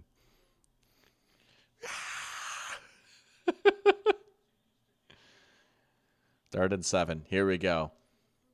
Big spot for this 49ers pass rush. Can they get home again? Can they get off the field on 3rd down? They blitz. Penix is just chucking it. Okay, good blitz from Robert Saleh right there. It's not often that you see Saleh dial up a blitz, right? And this isn't necessarily a bad thing, what I'm about to say. But it is schematically a fairly vanilla defense. There's not a lot of crazy blitz packages or simulated pressures or anything like that. It is the total opposite of what you'd see from Brian Flores or Jesse Minter. Typically, right? That's just what we've seen from Saleh when he was with New York and with the 49ers before that. And that's why, I thought going into this game, man, no Bosa and Fred Warner. That's just such a big deal because so much of this defense is built on just having dudes and being able to outdo the offense. But he's dialing up the blitz right there on 3rd and 7. And he just kind of forces Penix to chuck it away. The Falcons clearly didn't seem very prepared for that, right? They didn't really have a lot of guys staying in to block. That's a good call by Saleh right there. That's good defensive play calling right there by Robert Saleh. Getting the stop. And I said this morning he'd have to kind of be a miracle worker to make it work with this defense. He's looking good right now, man. He's looking good. Okay, we got a game, folks. I mean, obviously, but you know what I mean.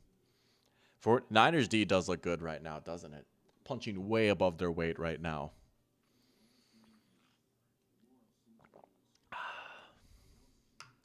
Yeah, it's solid. I mean, it's solid. They develop really well over there. They develop young talent really well. And Saleh is coaching his tail off right now. He's got him playing with their hair on fire. And I mean, I don't know. This is such a silly thing to nerd out about, but that's such a cool curveball by Robert Saleh. He's not a big blitzer, so it was cool to see him send the house right there. I really feel like that caught the Falcons off guard. That was a great call.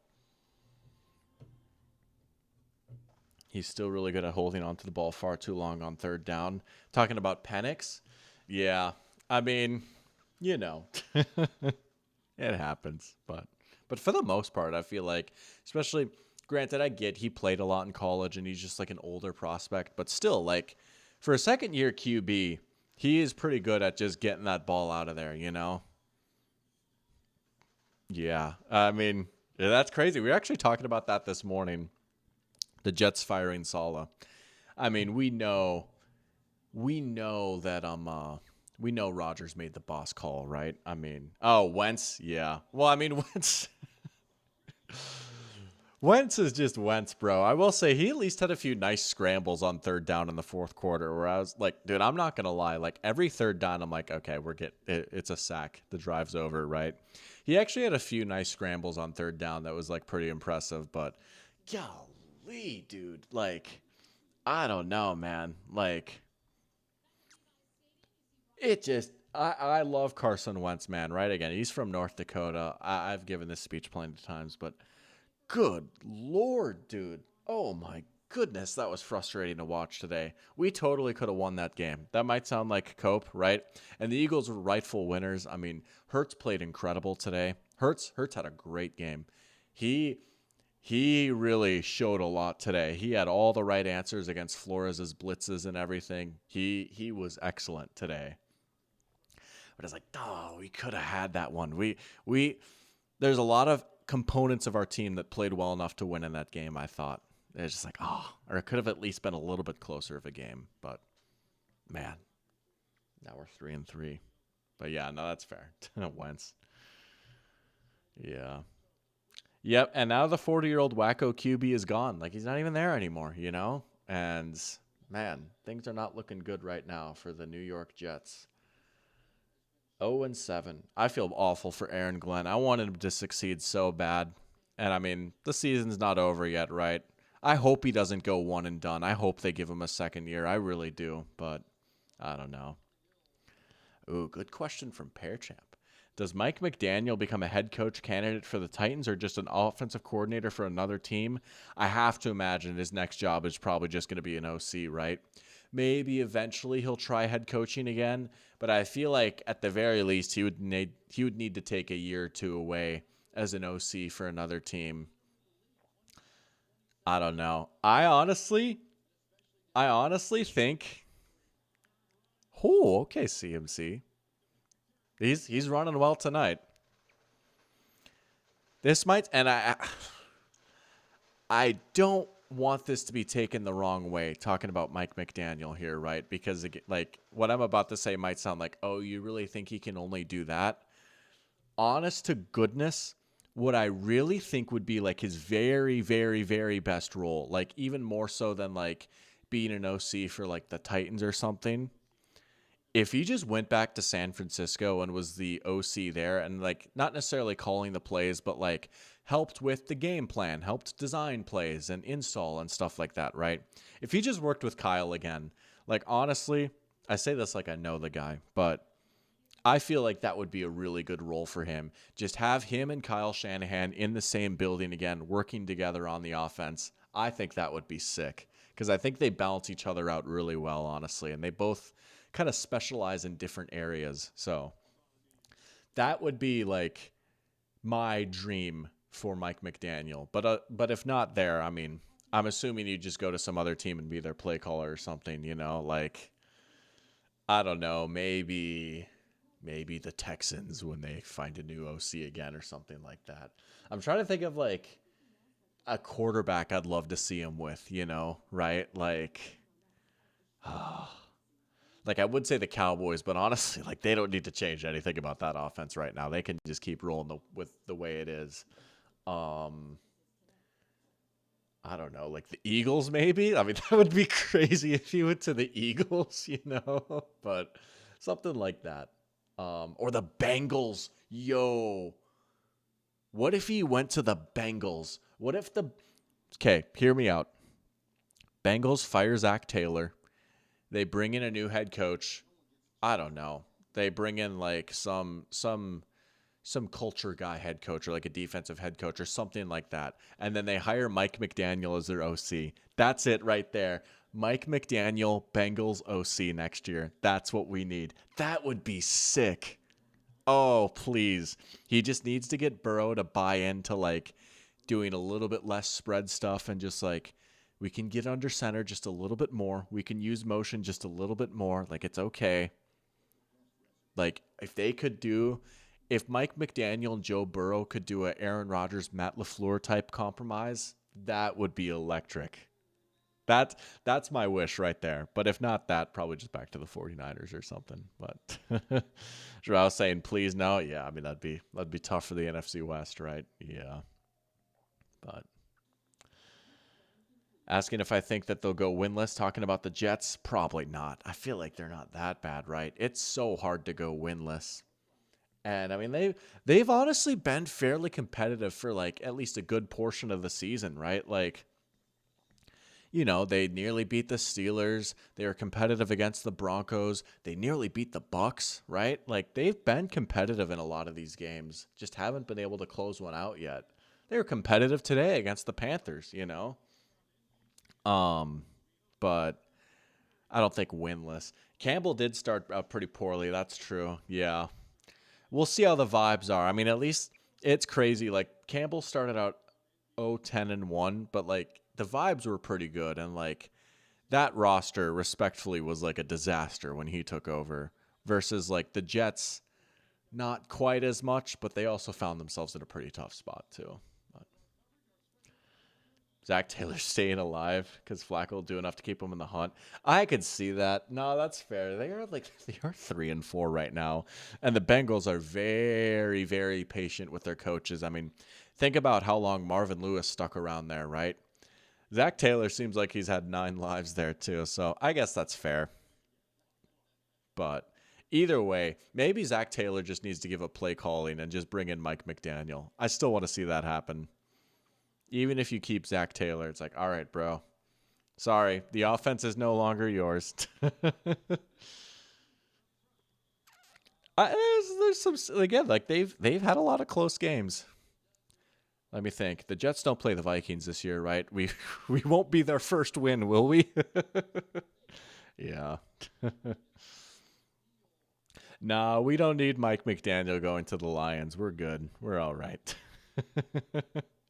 John Morton's doing a pretty good job. I feel like he's done a pretty good job so far.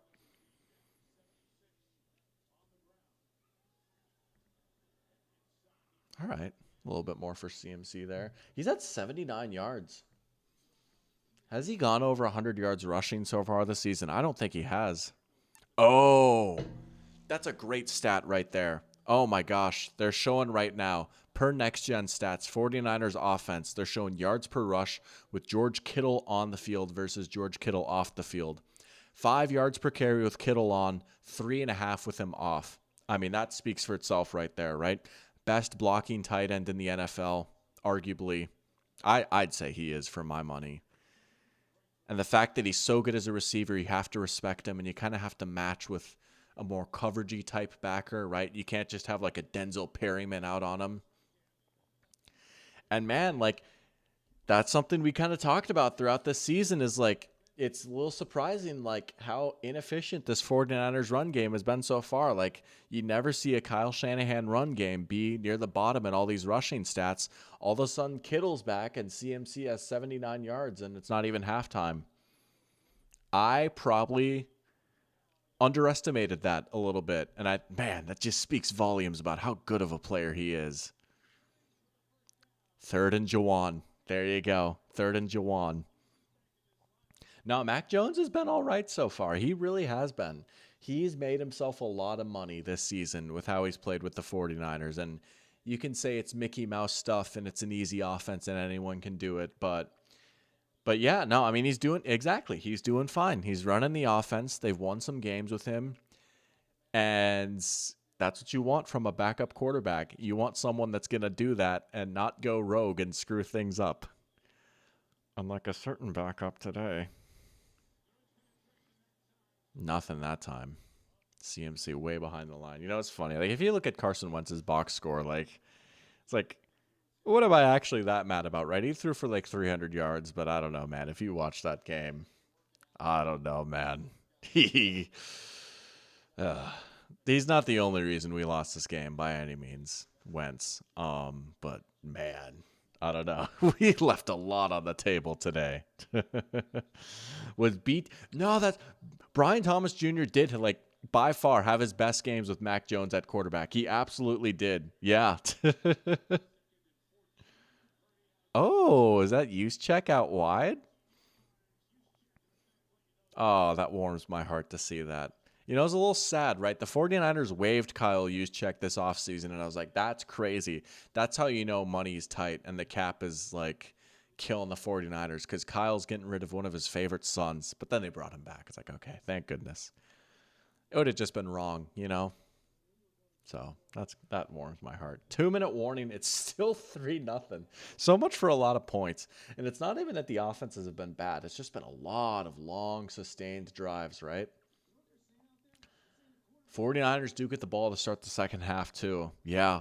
Because the Falcons chose to take it. I don't think they'll quite be able to go 2-4.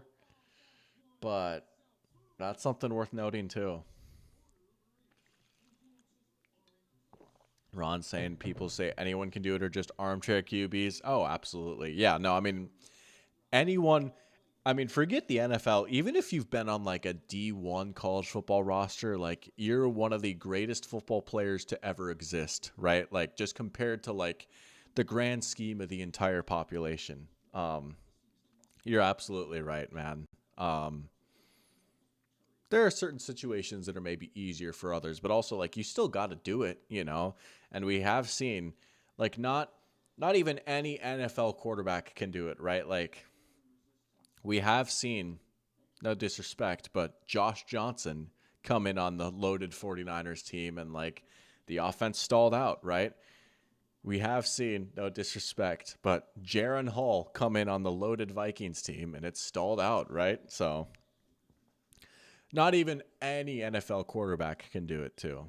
So that's fair. That's fair. Ron is super sick of the Walmart commercial. Is it the who knew? Who knew? Is it the Walton Goggins one where it's like, yo, Walton, Walmart, get it? I was in the White Lotus.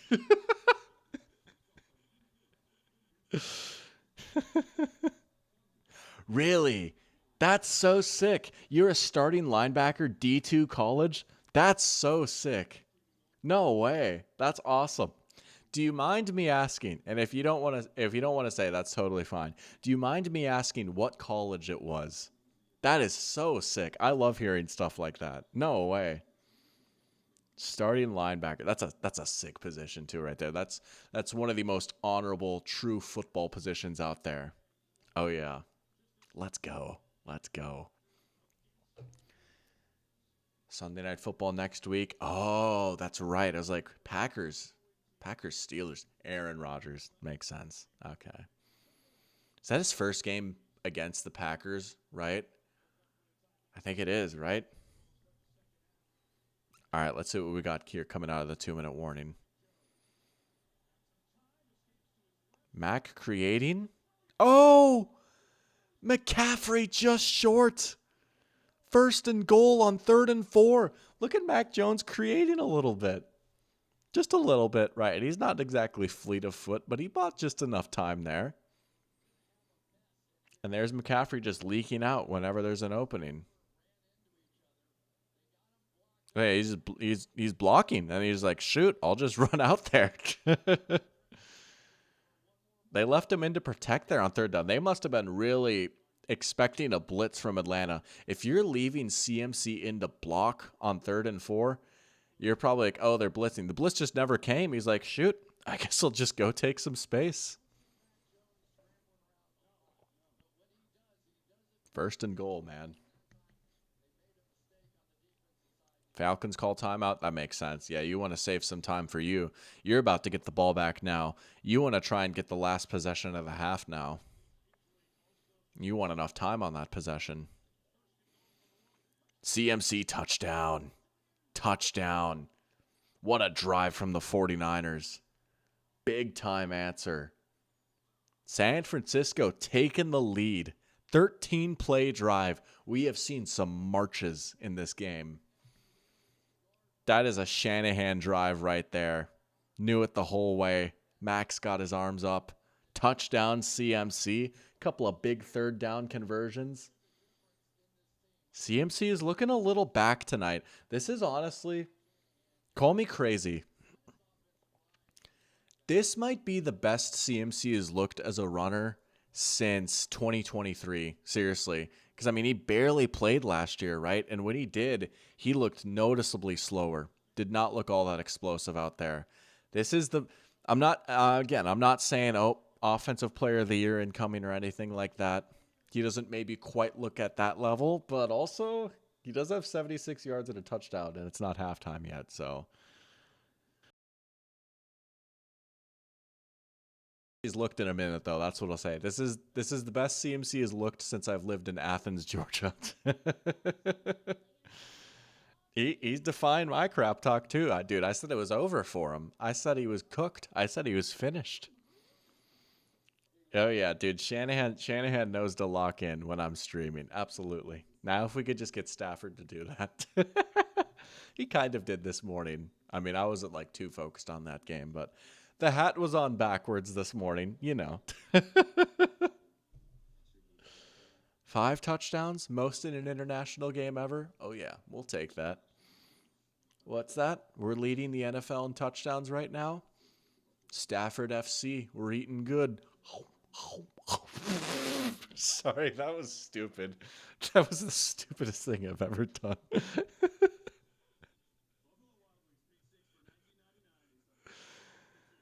Oh boy. Joe says, please get Shanahan out of my division. Dude, yeah, that must be tough, man. I mean, it just feels like, oh, we can never get rid of these sons of guns, right? Like, their team is decimated, and if they win, they're 5-2. They're 5-2, you know? Slept through the pigskin pregame. Hey, that's all good. Hey, I understand that. Catching up on a little sleep on the weekend. I've been there before. Always feels nice. Do I stream for the love of the game? Absolutely. Oh, I mean, first and foremost, that's why I do it, right? Like, and here's the thing. Like, ideally, I want this channel to be a nice balance of streams and videos. Streams are just a lot easier to do en masse, especially in the middle of the season, right? Like, and just like during this, like for a stream like this, like where I'm just watching a game, hanging out with you guys, absolutely. I do it for the love of the game and just being able to like interact with you guys a little bit, right? Get to know my audience a little bit more. And, you know, it's nice to watch a game with like-minded individuals, right? So to answer your question, yes, I absolutely do. The restraining order. Nah, we're chilling. Oh man. But you know it's funny actually. These streams almost started as a little bit of I don't want to say an accident, but like I just decided to go live for during a game on the whim.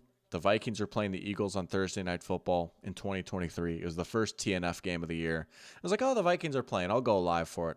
I'd only gone live like a few times before in my life at that point. And I had a lot of fun. I was like, I don't know, guys, should I do this next week? A lot of people are like, yeah. I was like, all right, let's do it. I'll do it next week. So it's just kind of gone from there, man. But yeah, I've got the pregame stream.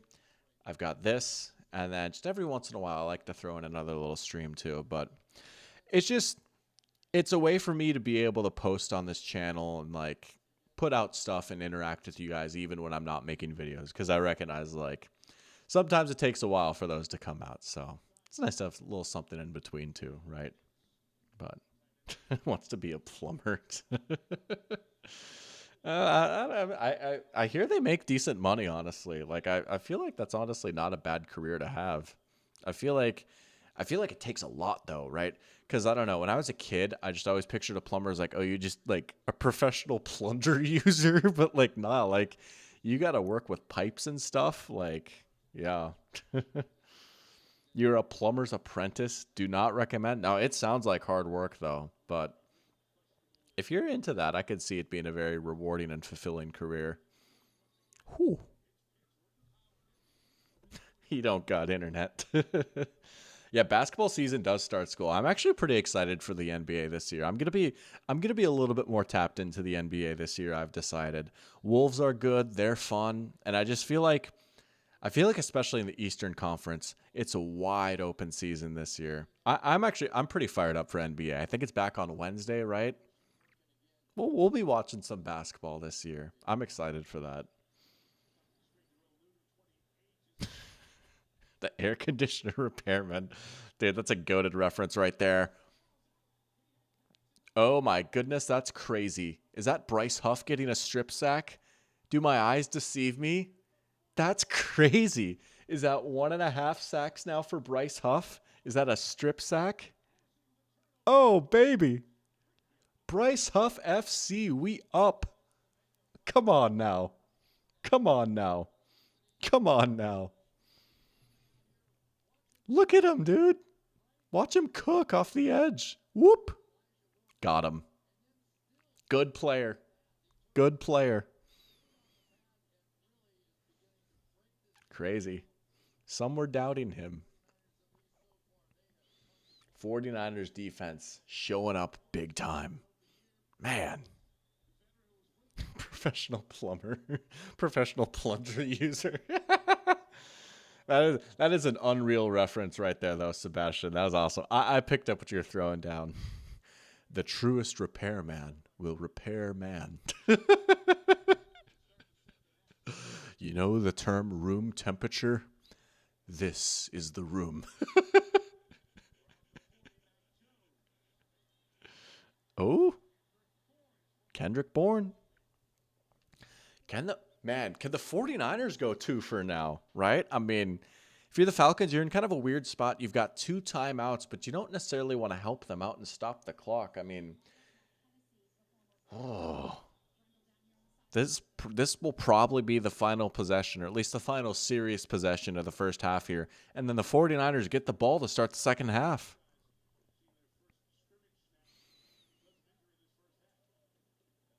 Look out. Screen. Oh, that could have turned this game on this head. Oh, my goodness. David Onyemata nearly had an interception, and he still might be running if he's got his hands on that. Oh, my gosh. Oh, my gosh. Whew. Ron is okay. So what we're referencing, there's a TV show called Community, truly one of my all-time favorite shows, and it's about a community college. There's a whole bit that there's like an air conditioner repair school, like they have like a trade school there, and the air conditioner repairmen have a. Oh, that one's nearly picked. It's caught by the lineman. Sorry, that was crazy. I had to acknowledge that, but there's like a whole bit that there's like a trade school of like air conditioner repairmen and then plumbers, and that there's like a whole beef, like there's whole crazy lore. The repair school season 3 arc goes crazy, but yeah. Oh man, what a comfort show for me. I rewatched it. About a year ago at this point. I started rewatching it like a little after Thanksgiving last year. That was a good time. Oh, that's so sweet. That's so wholesome. Look at that. That's awesome. Shout out to Ron.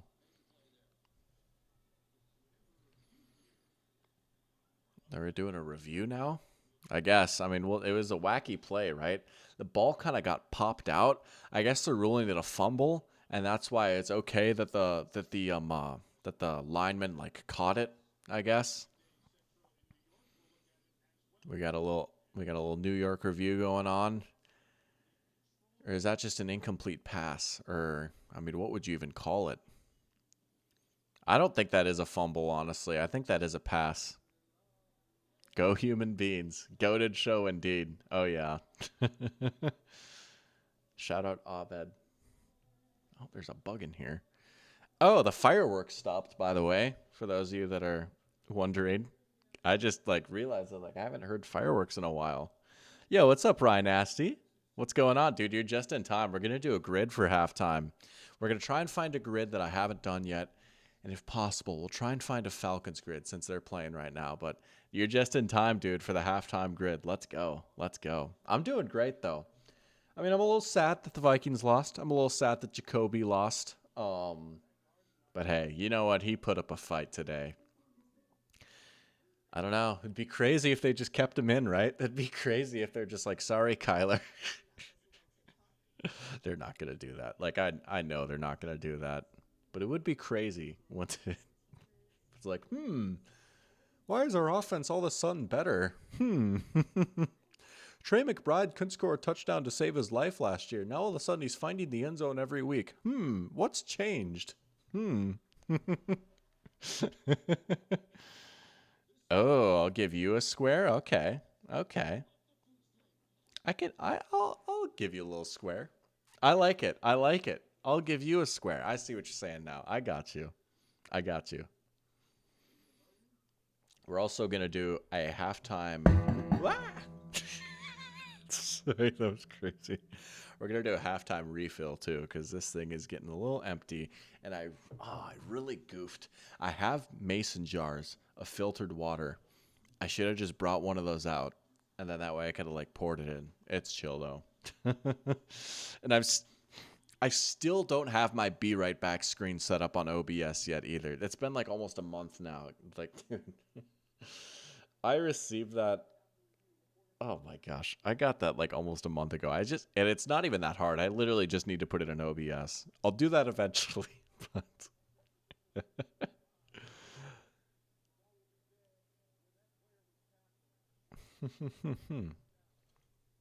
halftime gritty.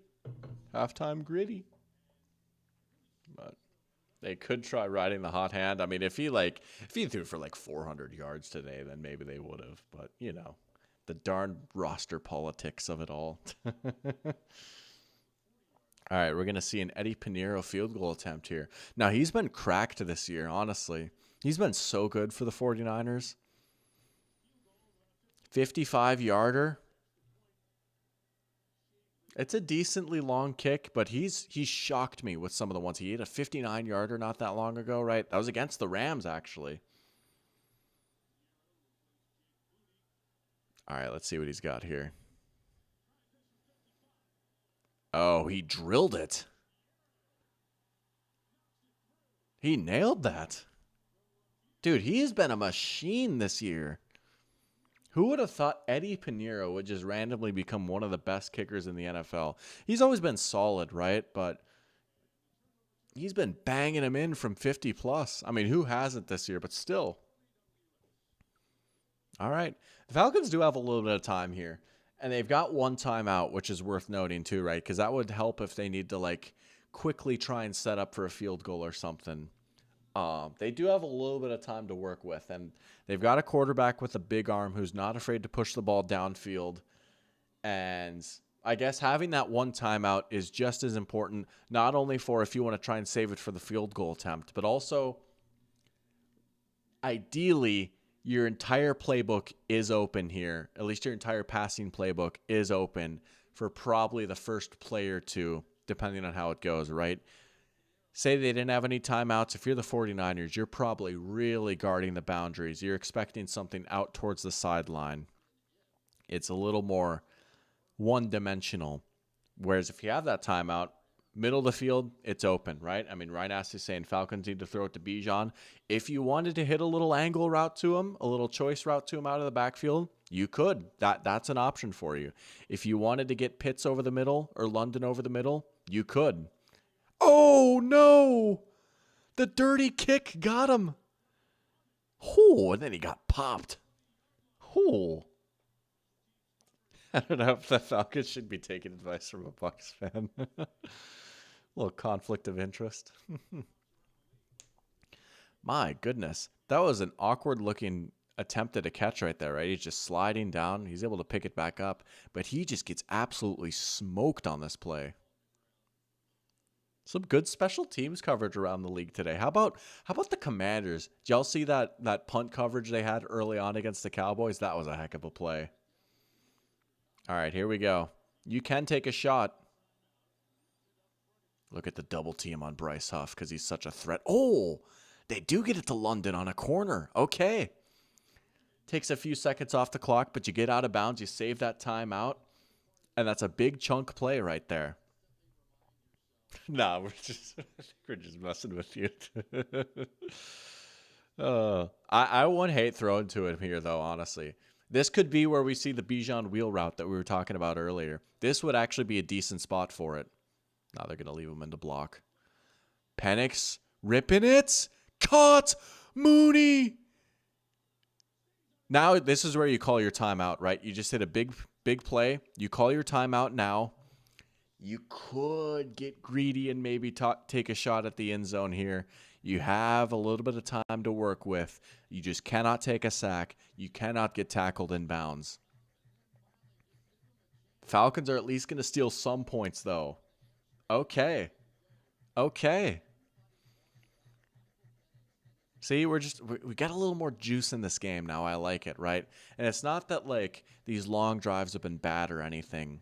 But I think especially with this Falcons offense, maybe this is just like the ADHD brain in me or whatever.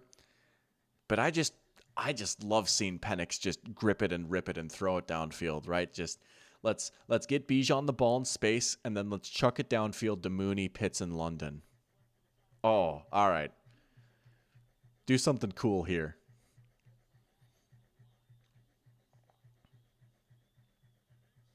Penix, you got to throw it, dog. Okay, he threw it away. Man, that's funny. I was talking to Penix earlier about like how he's decisive and like I don't know, like he didn't end up getting sacked, so it wasn't the end of the world. But you probably could have saved another second or two by throwing it away like just a beat earlier. Oh, now we got a flag down. Yo, what's up, Parker? Let's go. Welcome to the stream, man. Did I watch UND versus Gophers at all this weekend? I did not. I did see a few Instagram stories posted about it, so I saw some of the results, but I did not tune it to it this weekend. But I think you were there, right? How was that? That must have been an awesome experience, awesome environment. Here we go.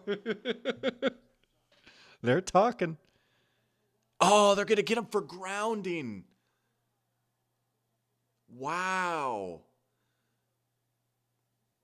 That's a 10-second runoff, right? That's the end of the half, is it not? Yup. That's horrible. Oh, that's a big, big mistake from Penix right there, man. I mean, to take that long to throw it away and then you get grounding to end the half. Let's see. Is he in the tackle box? He absolutely is. There's no one remotely close. Yeah. Man, I mean, that's the right call, though, right? But, man, that is just a bad decision right there by Penix. You got to understand where you are on the field. You got to understand the 10-second runoff is at play there, right? Oh, man. That is a killer mistake. That could be a game-changing play right there. That is a bad mistake from Michael Penix. Man, that's such a shame. I was just talking him up for, like, how sharp he is between the ears, too. 49ers devil magic indeed. All right. Well, I'll tell you what. I'm going to be back in just a second. I'm going to go fill up my water. And then we're going to do a little halftime grid action. So, again, eventually I will actually get my Be Right Back screen, which I very much have. Like, I have it. It was sent to me a while ago. I literally just need to import it into OBS and, like, figure a few things out. Sebastian's going on an orange crust quest. I'm going to go on a quick water quest. I'll be right back in a sec, and then it'll be gritty time. Let's go. Oh, hold on. Mouse is going crazy. Ah!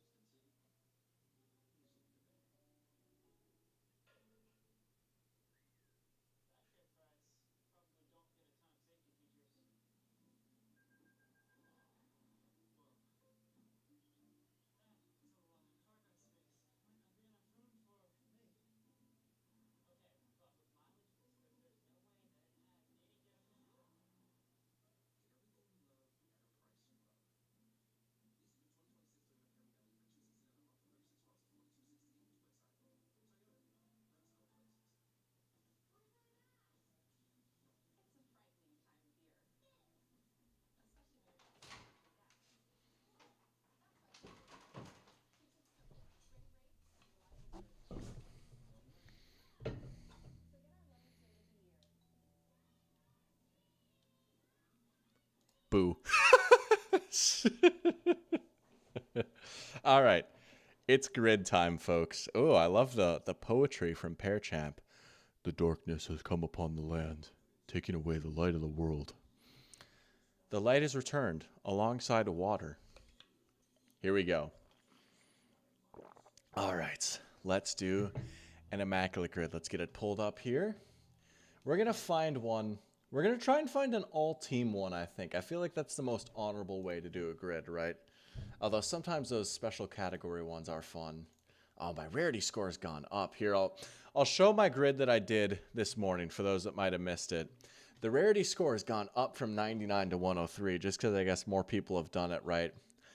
I was honestly off to a rolling start. I mean, always have to crush the Vikings row, right? Did a pretty good job with that. Yo, no way. That's awesome. Appreciate you guys. Let's go. The Grossi posse is in here. That's crazy. This is now, I think this is 4 times now that Tom Grossi has rated me. I appreciate you guys. That is seriously so cool. Hey, chaotic good, right? Let's go, baby. Let's go. Doing a little halftime grid right now if you guys want to tune in for that. We already did today's grid. We did that this morning, but we're going to see if we can do another one. This is actually the second time I've done a grid during a Grossi raid too, but that's awesome, man. That makes me so happy. Go Pack Go, questionable, right? I've got some Viking stuff up behind me. Full disclosure. I do like the purple incarnation of Satan, as you guys like to say, but it's all love. It's all love. All right, let's see if we can find another grid here. Let's see if we can improve on our rarity score from this morning. And also, Sebastian, I hope that your Orange Crush quest is going well right now. Did we do yesterday's? Holy crap. Okay, we're not doing that. That's crazy. We're going to try and find an all-team one right here. This was the one that I did a few days ago. You know, we'll do this one. We'll do this one. Oh yeah, I got you, Ryan Nasty. I'll save the square for you too. We'll do this one. How about? All right, we will do. I don't know what day this is from, but we've got Cowboys Giants, Cowboys Packers, Cowboys Browns. We've got Chiefs Giants, Chiefs Packers, Chiefs Browns. Then we've got Giants 10 rushing touchdowns in a season, Packers 10 rushing touchdowns in a season, and Browns 10 rushing touchdowns in a season. And oh yeah, shout out Caden. Oh yeah, you know what's up, right? Hey, he's a Packers fan. He's a part of the Grossi posse too. My channel producer, my day one, the homie himself. Let's pin this message. You're absolutely right. We do have a Discord if you're interested in that as well. We do a lot of fun stuff in there, just talking ball, organize a few challenges and stuff. So I've got that pinned up top too. Good catch, Caden, honestly. Yeah, there's a few Packers fans in here. I feel like this, honestly, for a channel that's run by a Vikings fan, this is a very pro-Packers community. So, oh yeah. All right. Rynasty, the square that I will give you is Chiefs-Browns. I will give you Chiefs-Browns, Rynasty. Joao is saying Brandon Whedon for Browns Cowboys. I love it. I'll do Brandon Whedon. That's a great call right there. I don't know that I would have come up with that, to be honest. We'll do Brandon Whedon. I think Barkevius Mingo might have worked for that too. I'm not sure, to be honest, but Brandon Whedon. Let's see what you got, Rynasty, for Chiefs Browns. I'll see if I can come up with anything too, but we'll go with yours. I know you're gonna have something crazy. Something probably like under 3%. All right. Packers Cowboys. Low-key, I feel like I had a square like this recently, and I guessed haha Clinton Dix, and that was wrong. So we're going to try and stay away from that. Packers Cowboys. Demarius Randall. I don't know. I don't know why I think that there's a DB that works for this. I know Al Harris played for the Packers and then he coached for the Cowboys, but I don't know if he necessarily played for the Cowboys. Randall Cobb is probably the obvious one, right? Randall Cobb would be the one you could get right away. Who else? I'm going to try and not do Randall Cobb. I don't know why I can't get Demarius Randall out of my head, but that doesn't seem right. That doesn't seem right. Also, could you imagine if the Grossi raid came while the screen was black and I was getting my water? That would have been funny. Oh, man. If it was like, be right back or something. Maybe I just should never get water ever again. Oh, Kenny Clark. Duh. Yeah. Bro. Yeah. There might have just recently been a big trade between these two teams. Yeah. So we've got Kenny Clark, Micah Parsons, Randall Cobb. That's the big three right there. Is there a secret fourth option? Can we get a little bit deeper? But thank you for reminding me of that, Isaac. I honestly, it would have taken me an embarrassing amount of time to come up with that. was like, Demarius Randall.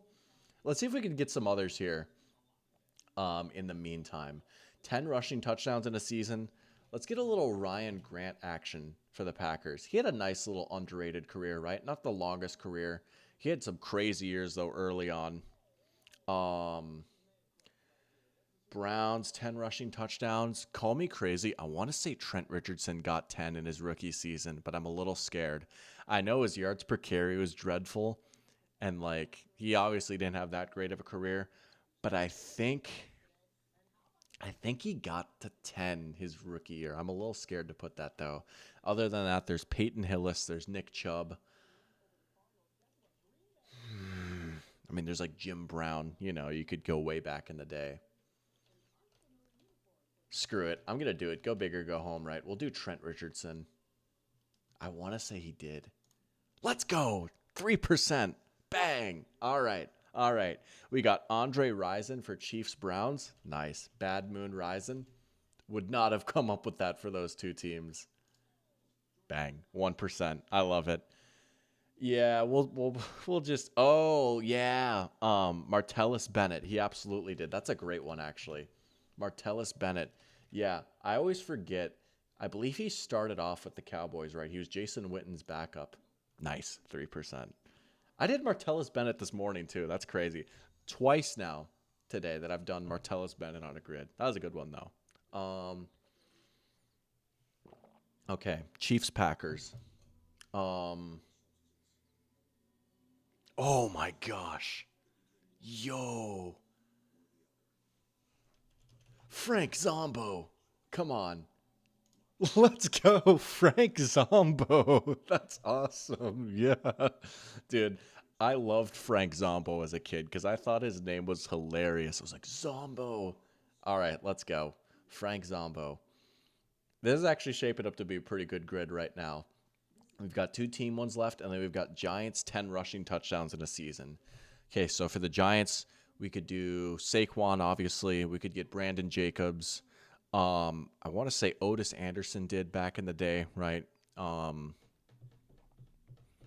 Did Ahmad Bradshaw ever get 10? I feel like he split carries a lot. Probably didn't get 10 touchdowns. Definitely got over 1,000 yards, though. Should I just do Brandon Jacobs? I feel like that might actually be one of the more common answers. There's Tiki Barber, too. Or should I do Otis Anderson? I'm a little scared to put Otis Anderson, actually. I'm a little scared. See, I'm on the fence about Ahmad Bradshaw because he did have a few really good years with the Giants, but I feel like he still split. Like, I feel like a lot of the goal line carries went to Brandon Jacobs. Clyde Powers for Giants Chiefs.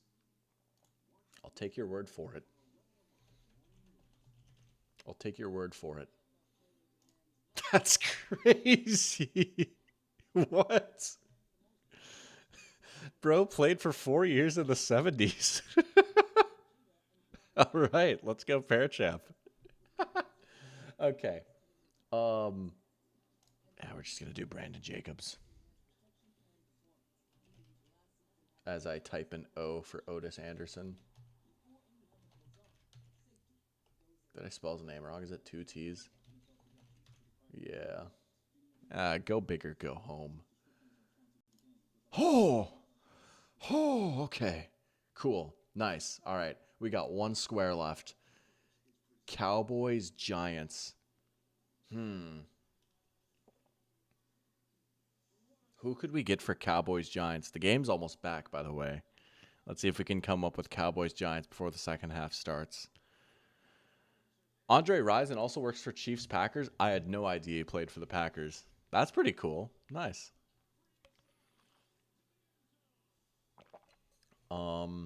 Man, who could we get for the Giants and the Cowboys? I'm trying to think of like a quarterback or something, right? No, the game's almost starting. Oh no, hold on. Lock in. Think. Just like the most obvious one that comes to mind first. We'll just do it, right? Are you serious? There's no way.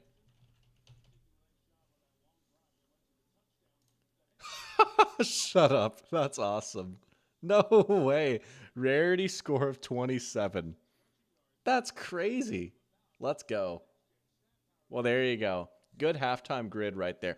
Oh, Dwayne Harris. Yeah, that's a good pull right there, too. Dwayne Harris. I forgot he existed. That's a throwback right there. All right. Good stuff, fellas. Good halftime grid. Appreciate your help as always. Let's get to the second half.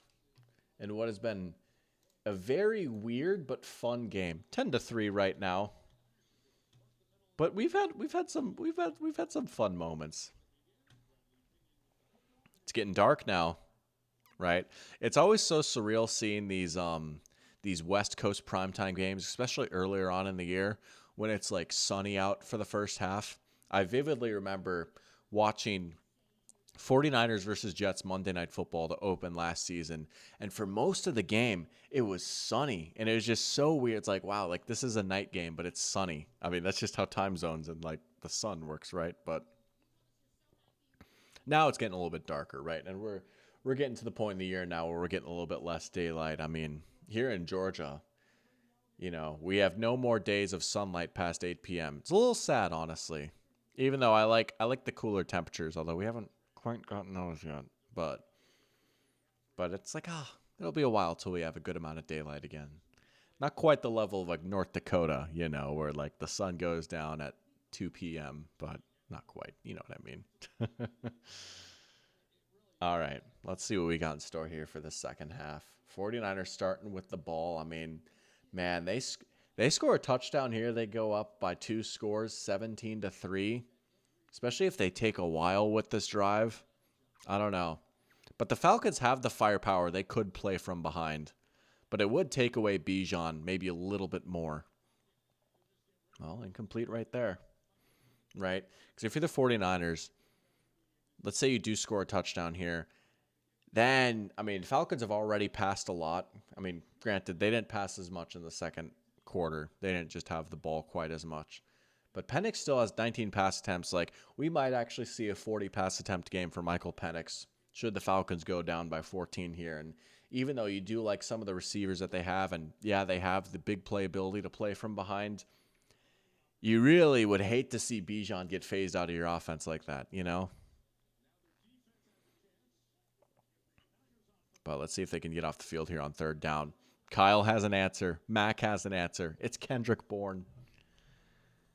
This has been the game of third down conversions, I feel like. What have these teams been on third down so far? I feel like both these teams have been eating on third down. Let's see. 3 for 6 for the Falcons and 6 for 8 for the 49ers. Yeah, that would do it. Both these teams are doing pretty darn well. 6 for 8 is crazy. Man. This vaunted Falcons defense, it's not even like they've been playing bad necessarily, but they have kind of struggled to get off the field so far tonight. Oh, he's got all day. He's got all day. Just check it down. Wow. Sky Moore. Making people miss. Super Bowl legend Sky Moore. On a little swing pass. Just too much time for Mac Jones there, right? This is what we were kind of worried about the Falcons going into the season. It's, can they get after the quarterback? I mean, that's really what we've been worried about the Falcons since the days of John Abraham, save for that one crazy year by Vic Beasley. But, man,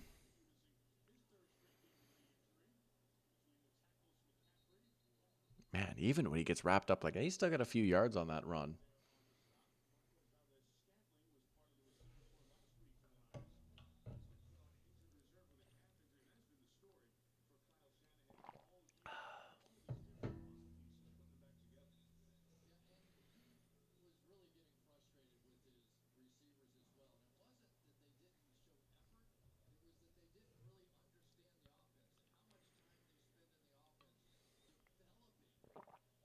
Use check in motion. Got him at tight end. Okay. All right, it'll be another third down. 49ers have got him right where they want him. Third and short this time too. I mean, you could feasibly run it here. You could run it. You could do the Eagles thing where it's like, you could run it and like if you get 3 yards, cool, we're going for it on fourth down. I will say San Francisco has been a lot more aggressive this year on fourth down. That's been a big development for them. They've not always typically been in that world, but they have this year. This is the Falcons team I should be scared of, right? Nasty says. I mean, hey, like, oh, well, there goes CMC. I mean, at this point, especially if they lose this game, like the Bucks have a good cushion, especially beating them week 1, but they're at least a little spooky. They sure got us. Us as in the Vikings. They got us all right. CMC is going to go over 100. I'm going to look that up right now, actually, if he's gone over 100 so far this season. I don't think he has. Eventually, if my mouse cooperates. There we go.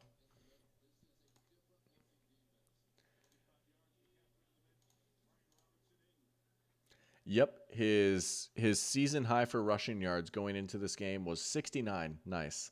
And that was week 1. 69, 55, 52, 49, 57, 54. He's well on his way to over 100 tonight. He's at 95 already. Dare I say this is a George Kittle legacy game, honestly.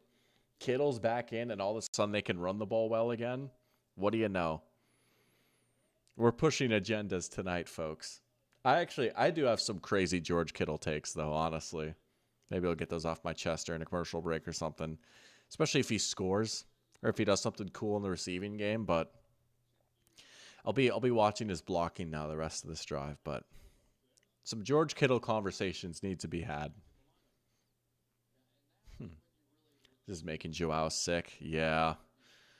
Dude, I don't know what to say, dude. I thought, like, this would be the week where it caught up with them a little bit. Like, oh, they're just cooked without Fred Warner. Like, what are they going to do? I don't know how they keep finding ways to do this. Like, it's crazy.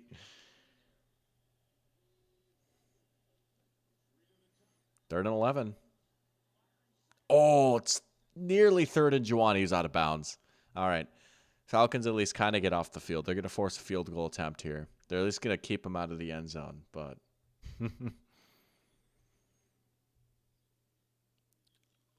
Oh, ho, ho, ho, ho. Yeah. Not even close, but money Eddie Pinero, Eddie De Niro is going to get out there, going to get another shot.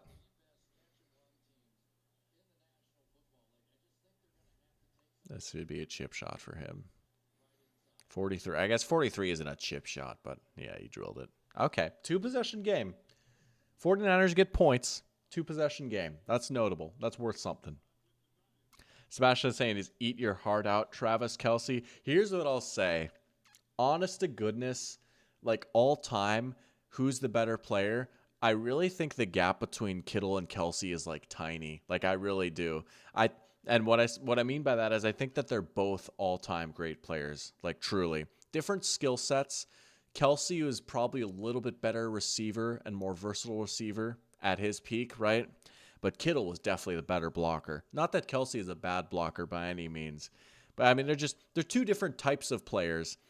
I tend to gravitate more towards the Kittle types. I love a tight end that's willing to get dirty.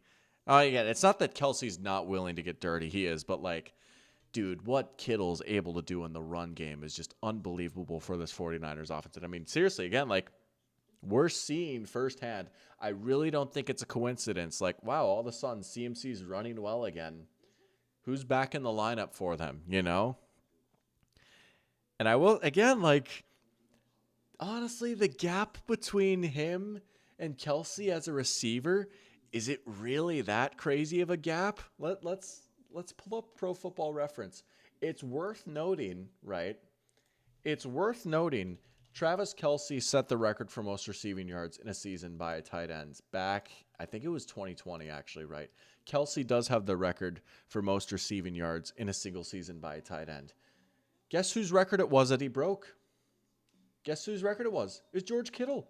George Kittle had almost 1,400 yards in 2018 with C.J. Beathard and Nick Mullins throwing him the football, right? Like, George Kittle is an incredible receiver. He had 1,100 yards on 94 targets last season, right? I mean, he is just as much of an incredible receiver, right? Couple of 1,000-yard seasons in there. He's dealt with injuries too, and kind of like the prime of his career. Like he was just as crazy of a player in like this stretch when he was even like banged up a little bit, and then now he's banged up again now. Like, sure, if you look at like total career stats, like if I were to pull up StatHead and like who has more career receiving yards, like yeah, obviously it's Kelsey. And if you want to say Kelsey is like a little bit better of a receiver, then I think that's fair. Who's the better tight end? Am I crazy if I want to say honestly like which is crazy because like Kelsey's in Gronk conversations, and I feel like so many people put Kelsey in the GOAT conversation, and I'm not even saying that that's a bad thing. I guess here's my take. If Kelsey's going to be in those all-time conversations, honest to goodness, Kittle should be too. I think Kittle should be a first ballot Hall of Famer. I really think so. He's one of the best tight ends of all time. Oh, big return. I don't know. Am I crazy for thinking that? Am I crazy for thinking that like he's right there with Kelsey in the all-time discussion? I don't know, man. Again, like the total career stats might not be quite as crazy, but injuries and is just a different type of player, right? He didn't have. I bet you if you look at like targets too, like Kelsey was always getting more targets and stuff. I don't know. What do you guys think? We'll switch back to the end game here, but maybe the Niners gave you a cold. If you put James Madison in a Niners uni, oh, James Madison. Oh, my days. The midfielder in the 49ers. Bijan, let's go. ESPN still has a pic of him as a Panther talking about Pinheiro. Yeah, they got to change that. Oh, yeah. Caden saying this is one of my favorite seasons to date. There's almost no one you can point to right now and say is clearly on top, and there's so many surprises. No, the parity has been awesome. I've been loving it. We've had a lot of really good games, too. A lot of really good primetime games. This season is given special vibes. This is given like 2021 NFL season vibes right here. I think we're in for an all-timer right now. Oh, yeah. Jack has a cold. Oh, that sucks, dude. I'm sorry. Hope that feels a little bit better. It's that time of year, man. Yeah. And the Niners are winning. Niners gave you the cold. Yeah. Tough. That is tough. Now, Kelsey is good. Like, I honestly have nothing against Kelsey, right? Like, no, he's a good player, right? But, yeah, the frat boy vibes. It's giving crash out. I'm crazy, but not because of that. That's fair. No, that's totally fair. There's other stuff that makes me crazy. All right, 3rd and 1 Falcons. Come on, let's pick this up for the sake of a competitive game, right? Algier, got it. Let's go. Second half, you know what that means. Tyler Algier, hamster ball mode, baby. Just get him going. He's just going to be bouncing off of people. Let's go. Glorified slot receiver Ryan Asty is saying, talking about Kelsey. I mean, like, he's good in line. He was. Like, he could block. He could dig some people out in the run game. You know, he's not like Mike Gesicki or anything where it's like, okay, I love Mike Gesicki, but it's like, dog, you're not a tight end. You are just a big slot receiver, you know? AJ Barner is good. AJ Barner is a heck of a player. Oh, Pitts. Or like, honestly, like Pitts is kind of just like a big receiver. But I think it's nice the Falcons have actually like kind of figured that out a little bit too. Sebastian saying the best team might honestly be the Colts. Dude, I mean, like, at some point, we actually might have to say that, right? Like, every week they keep doing this. Yeah. Seahawks are up there right now. Bucks are up there right now. Chiefs and Lions are up there right now. But there's like a lot of teams that are like lurking in the shadows too. I mean, it is wide open right now. It is wide open. Exit ramp. I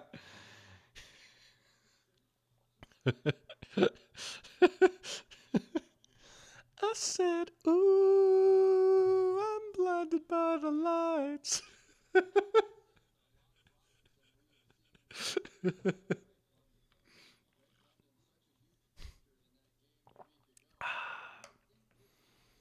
All right, come on, Dirty Birds. Come on, Falcons. Let's fly, baby. Caw. Only 3 catches for Triple Crown winner Drake London so far. Keep feeding them. Here we go. It might be London time down near the red zone, though. I wonder if Jack is ahead. He's saying, let's go. I wonder if something's about to happen. Bijan screen, breaking a tackle, touchdown. Touchdown, Bijan Robinson. There you go. Just swing it out to him. Oh, that Falcon animation is sick. Oh, he hit the A-Town down again. Let's go. Let's go. That's sick. Touchdown, Falcons. We got ourselves a game. Here we go.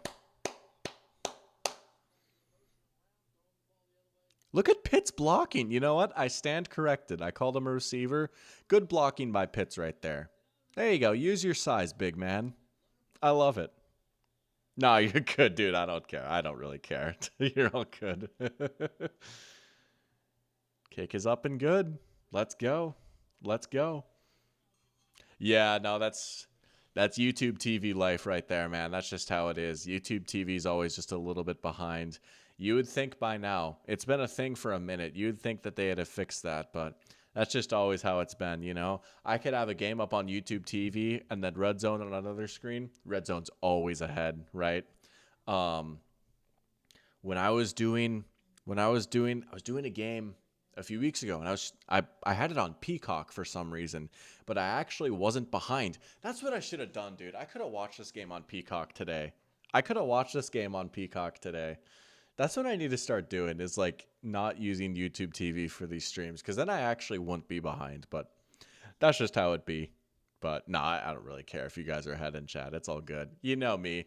When it gets down to it, if it's like a big moment in the game, you know I'll hit my, blocking the peripheral vision and all that good stuff. So I do what I need to do to work around that. But the clown emoji race car.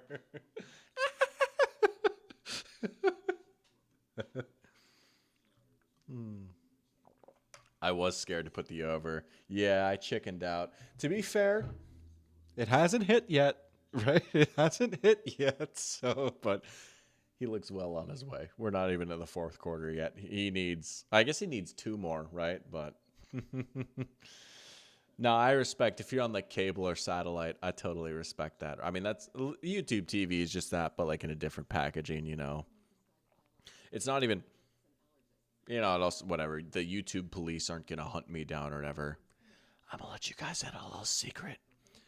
This is not my YouTube TV account. It's my parents. Oh, we got YouTube TV as a family a while ago, and I just added my account to it.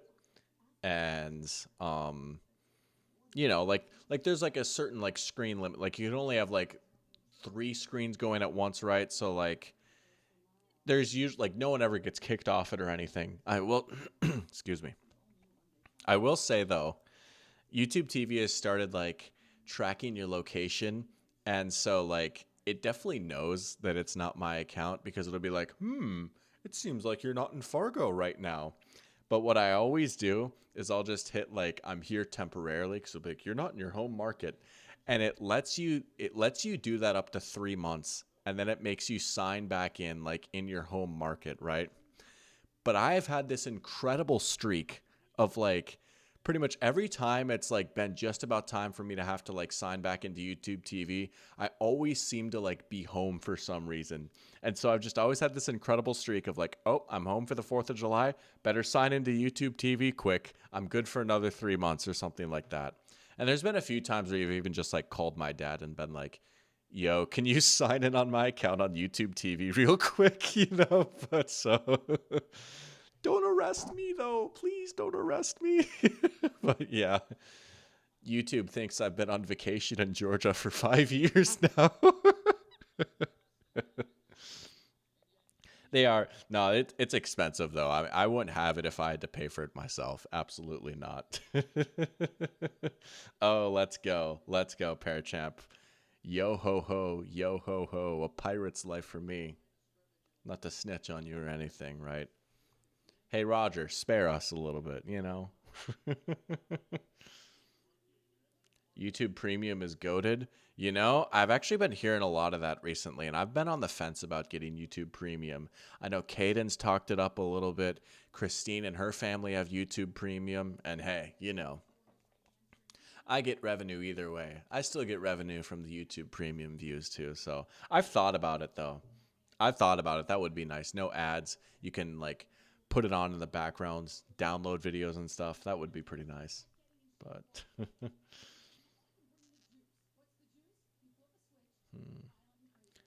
real ones know he's never thrown an interception in his life. Talking about Jared Goff.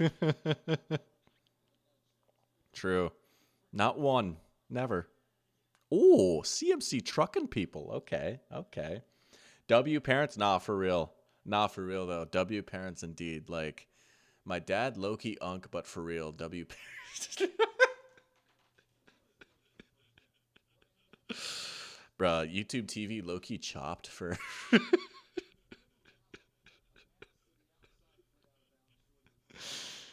Oh man, no, I do love my parents though. They're pretty cool.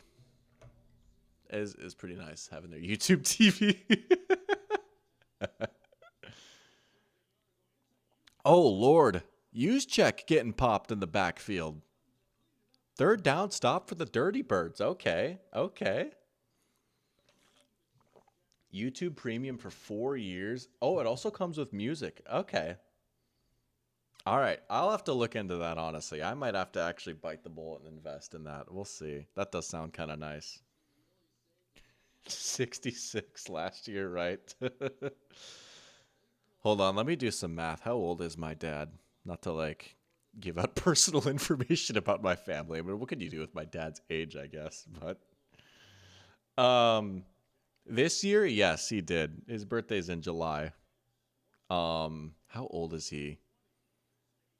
Okay, I know how old he is. He's 58. I just had to do some math real quick.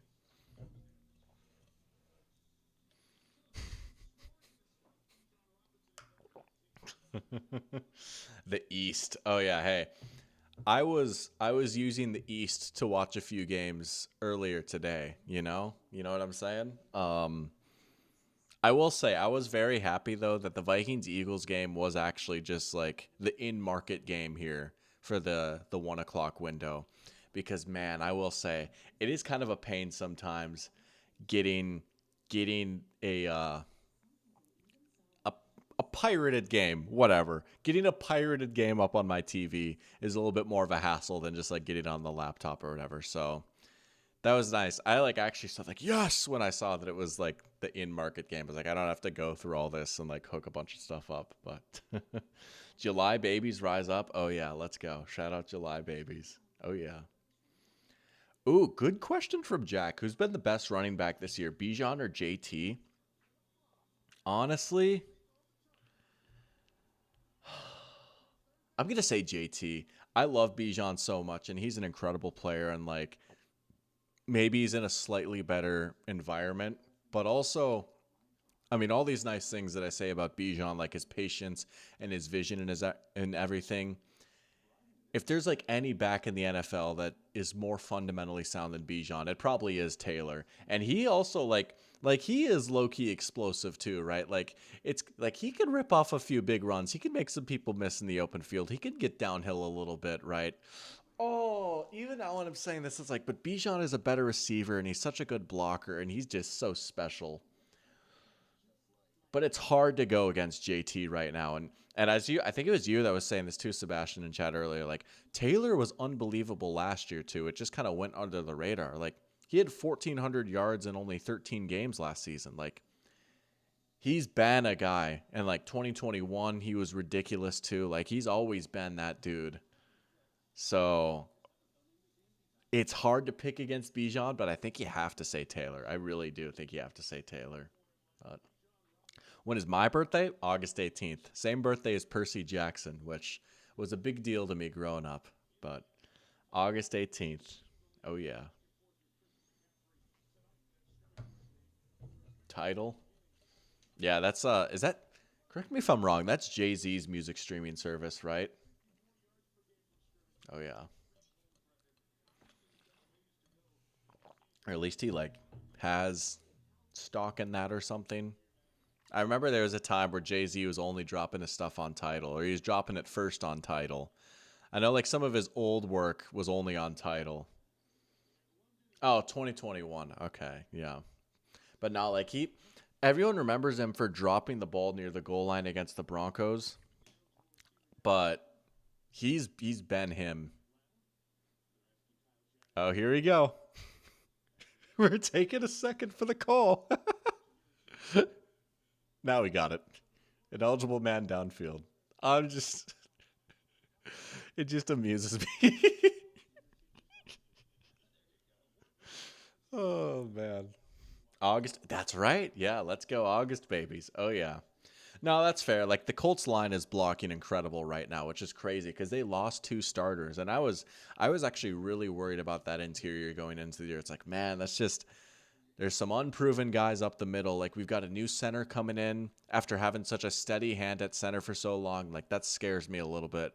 But they bet on their own guys. They bet that they could develop them well and that they could save money and get like similar level play, and they have. Like you got to hand it to Chris Ballard and this coaching staff. Like they absolutely won that bet.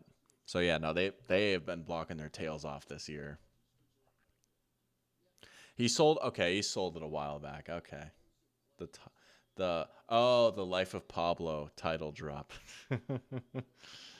No, I mean the Vikings line. Yeah. It actually looked all right. I mean it looked all right today, honestly. And it was nice to see it like somewhat healthy for once. Although I will say Blake Brandel was killing me, dog. I mean, I want to give him some grace. Like he's pretty new to playing center. Like what can you really do, right? But dog, he had a rough go of it. But other than that, I mean, the tackles have been good. Donovan Jackson has been pretty impressive when he's been in. Will Fries is solid. Like I think that's what's been like probably even more so than like the quarterback situation. I honestly think the thing that's been most frustrating about the Vikings this year is the line not staying healthy. Because week 1 when it was fully healthy, dude, oh my gosh, I'm sorry. Maybe I'm a little biased, but also like you look at like any stats or you just go back and watch that game, they looked awesome when they were at full strength. Ooh. Is that a catch? They're going to go quick. But it's like, oh, just what could have been, right? And like, dude, I don't know if we'll ever see Ryan Kelly ever again. But it's at least nice that we've got 4 of the 5 guys back now. And it looked pretty good today, honestly. Um, I also am a Gray Zabel enjoyer. I mean, yeah, what a player he's been. Yeah. I'm getting nostalgic for 1 month ago. Maybe. Nuh-uh. Yeah. That's a good question, Parachamp. I'll get to that in a sec. I like that. Whew. Dropped incomplete. But oh, absolutely, Jack. No, I'm with you. I mean, think about the teams that made the playoffs last season. Think about the teams that are succeeding this season, right? Just in general, how often do you see a team win in the playoffs when they have a bad offensive line or even an average offensive line, right? It just really does not happen very often. Unless you're the Chiefs with Patrick Mahomes, you're not making a playoff run with a bad offensive line. And even then, like the 2020 Super Bowl or last year's Super Bowl, eventually it catches up to you. You see what happens eventually, right? And if you have a good line 1 through 5, like if you had like a line of like 5 just like B players, right? Or B to B plus as opposed to like a stud left tackle and then like a bunch of mid players, I would rather have just like the solid line all arounds too. I mean, hey, Jim Harbaugh himself said it, right? When they took Joe Alt and everyone's like, "What about the weapons?" You know, he's like, "Everyone keeps asking me about weapons. We see offensive linemen as weapons." I'm like, dude, that goes so hard. That is so sick. But he's right. He's absolutely right. I mean, when Alt and Slater have been out there, like, yeah, the Chargers line is rocked. You know, at least the exterior. You know, they still got Bradley Bozeman out there, but Um, to answer your question, Champ, about who would I say are the top 5 fantasy players this season if we had a redraft, I would say number 1 is JT for sure. Number two, I want to say Puka. I'm a little scared just because, like, we'll see how bad the injury is, but I think it's pretty clear, like, when he's out there, he's going to get fed, especially in a PPR. He's just such a monster. Um, we'll throw Bijan in there. We'll throw Jamar Chase in there, even with, like, knowing about Burrow's injury. Like, they're just going to force feed him with Flacco, too. And then JSN. You got to have JSN in there, too. Whew. So, what, 2 backs, 3 receivers? I feel like that's pretty fair. I feel like that's a good top 5 right there. CMC's been good too. Yeah, he's been a receptions hog. Yeah, he's been good. Yeah. Yeah, I mean, yeah, Daniel Jones behind a good offensive line. He goes a long way. I mean, even if you want to look at the Giants, look at how much better the Giants offense has been since Andrew Thomas has come back in, right? I mean, they scored 30 plus on Denver today. Think about how awful they looked week 1 against the Commanders when Thomas wasn't out there. Dude, they looked horrible. It's like, dude, this teammate's scoring more than 20 all season. The offense has actually been all right since Thomas has come back in. Oh, delay of game. Oh.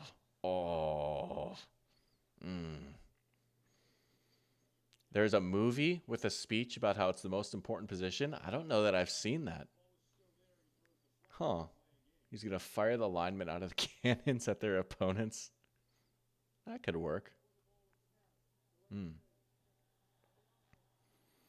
Another big thing is like offensive line depth too, right? And I mean that's been a sobering reminder for me this year as a Vikings fan, because like you can go into the season being like, oh my gosh, look at our starting 5. Our line is so sick, but like 3 weeks in, all of a sudden 3 of those guys are out.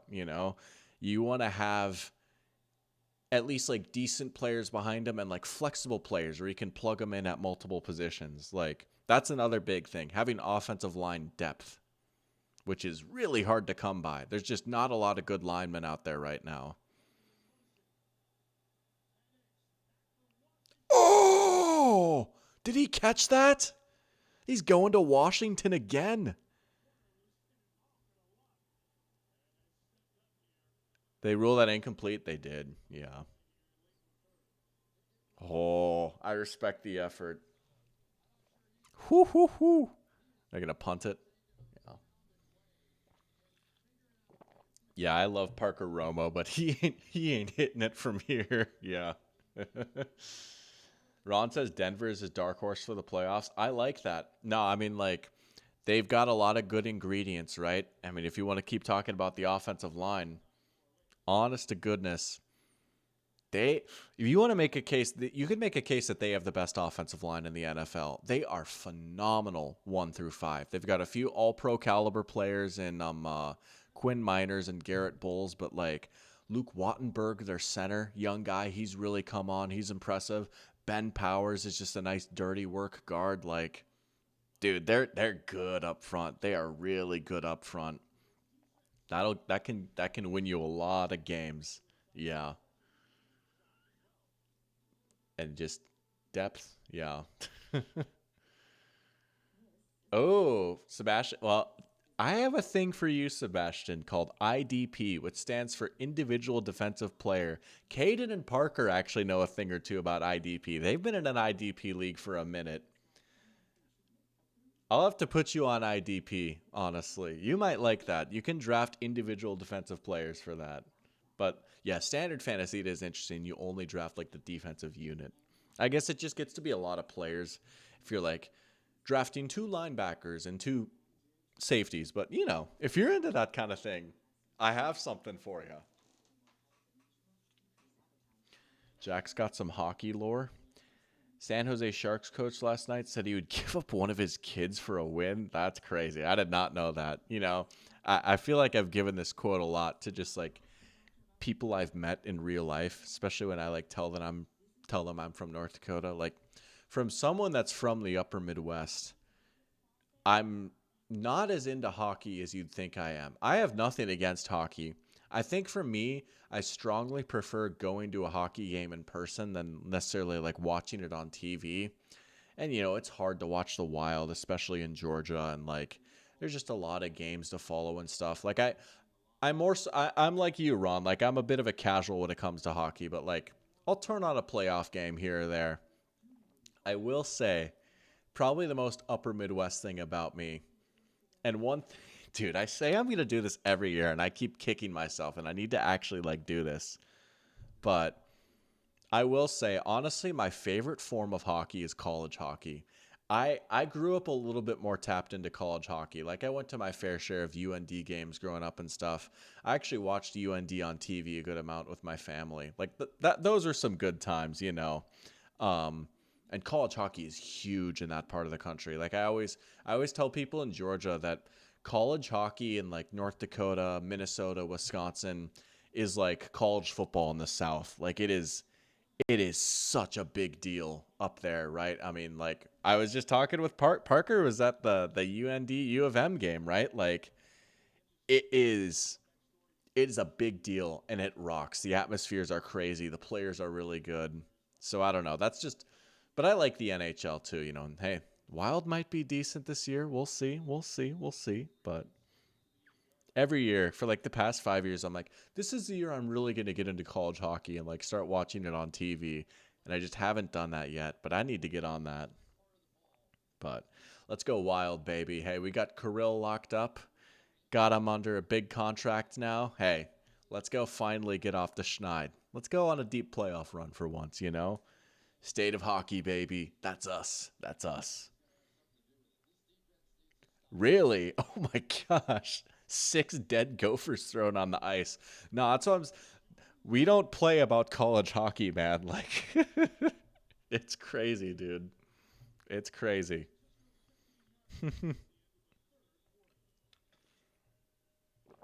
Yeah, stars are nice, you know? I feel like there's mixed feelings about the stars cuz they used to be up from where I'm from, right? Like used to be the Minnesota North Stars. The Kaprizov contract is ludicrous. Okay, I need your opinion on this, honestly. When you say ludicrous, is it ludicrous as just like, oh, that's a lot of money? Was that an overpay? Because like he's good, right? Like I sound like such a casual right now, but like he's really good, right? Like he earned that contract, right? It wasn't like a terrible overpay. I'm hoping, you know, we got him, but I did have like 1 year, my senior year of high school. I actually watched a weird amount of NHL. Like I kind of got into it, but it's fun though. Like I never regret watching hockey or anything, but it was just a lot of money. Yeah. Well, I mean, when you're a beast, you know.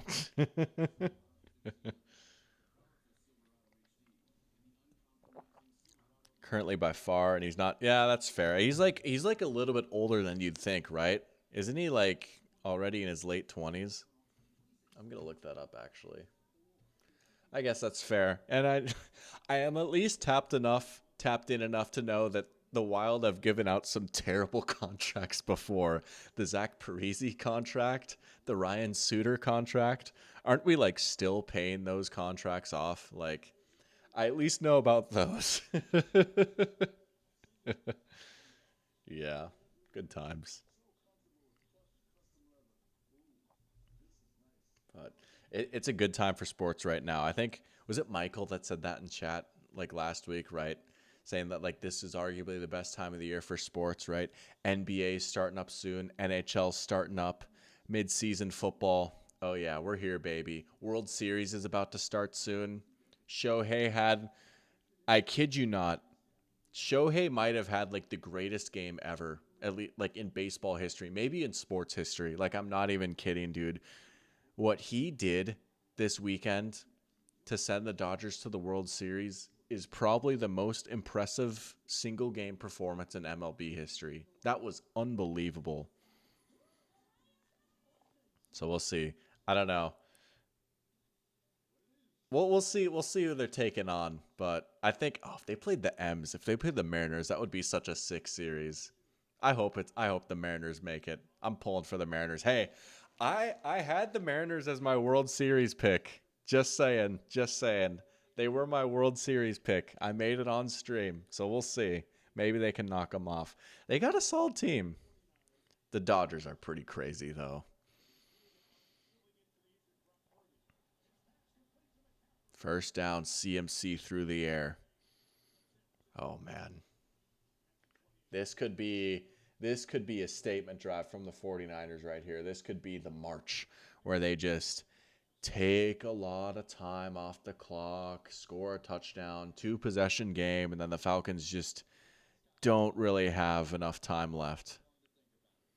How did the game go today, Joao? Is it still on right now? Let me check the score actually. How did the game go? No way. Really? That's sick, Pair Champ. Dude, I haven't played that game in a minute, but dude, I didn't even know it's Rayquaza, right? I feel like I've said it wrong so many times. I'm always saying Pokemon's names wrong. I didn't even know Rayquaza was in Pokemon Go. Oh, Toronto's up right now. We could be in for a game 7. Oh, I might have to watch that. I might have to watch that if it goes to game 7. That's so sick, though. Shiny Pokemon. Man. Never caught one of those before. True story. Not in Platinum, nor in Go. Oh, you've been into the cards again? That's awesome, dude. I had a good run where I was getting into the cards back in the day. Are like retail stores, are they still a war zone about those cards? I know like Target has limits now of like how many packs you can buy, right? But that's sick. Oh, you're talking about the Canucks, dude. I'm tripping. I'm tripping.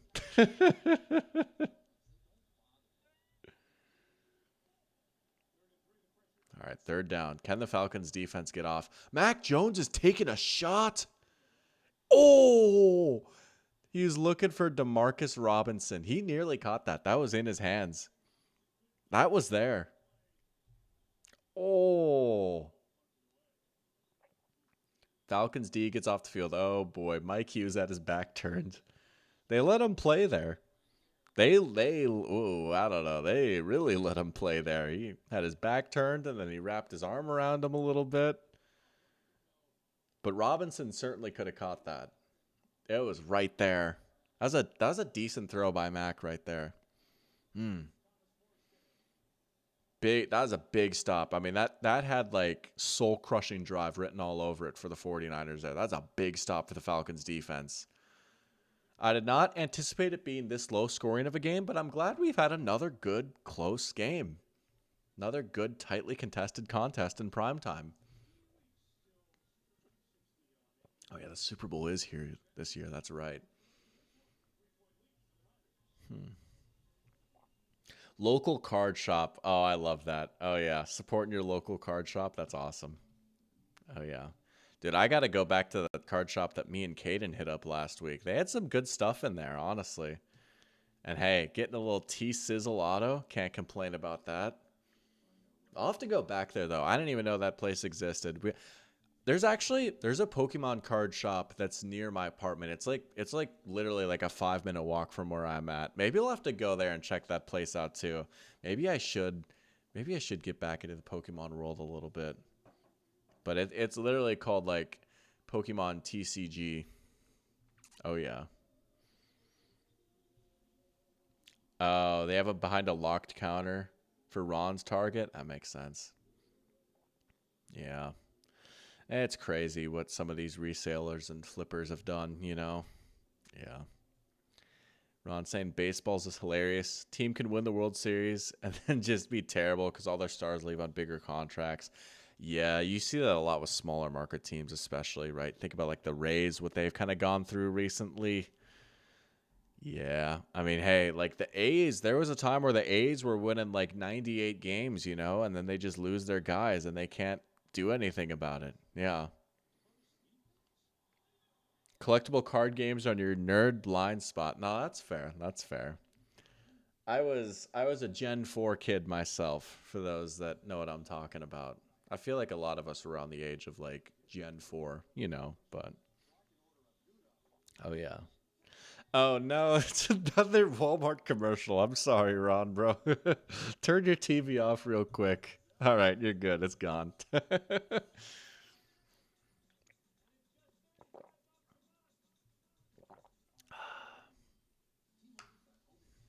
Hmm. Yo, hey, no, that is sick. That's a great point by Jack. That is cool. We got more people getting into hockey.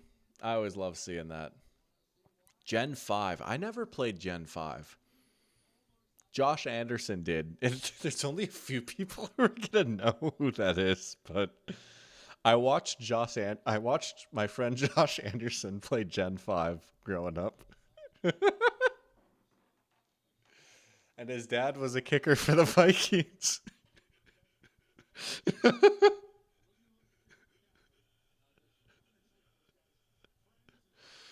That was an unintentional Kendrick reference right there. But turn his TV off. Turn his TV off. Hmm. Josh Anderson. No, not that Josh Anderson.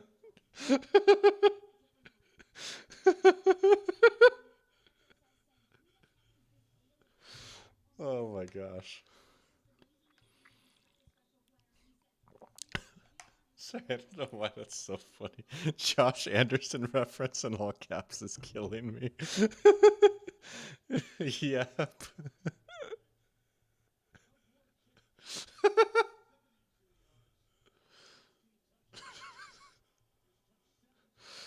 Good play, Bijan. Dude, okay. Was that catch number 5 for him? Ryan Asty, you might have cooked. You might have cooked. No, that would be sick though if I knew an NHL player. Although I will say an NHL player did go to my high school.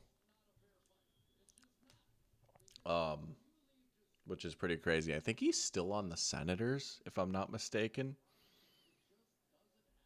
Same wavelength. Oh yeah. I love it.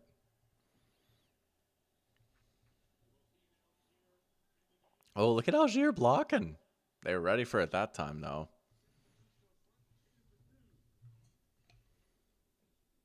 Hmm. I got a name drop. All right, fair enough, fair enough, fair enough. Tyler Clevin, who went to the University of North Dakota. He went to my high school. He was a grade younger than me, but he played on our high school team for 1 year, and then it was like, okay, he's a little too good for this. And then he uh he played in like some league, some like World Juniors League or something. I don't know, but then he went to UND. And then he got drafted in the third round a few years ago. And I believe he's still on the Senators, if I'm not mistaken. But Tyler Clevin went to my high school. Whew. As far as I know, that is the only professional athlete that has gone to my high school. I know it. I didn't know him. Like I legitimately didn't interact with him once, but I've seen him. I saw him in the hallways.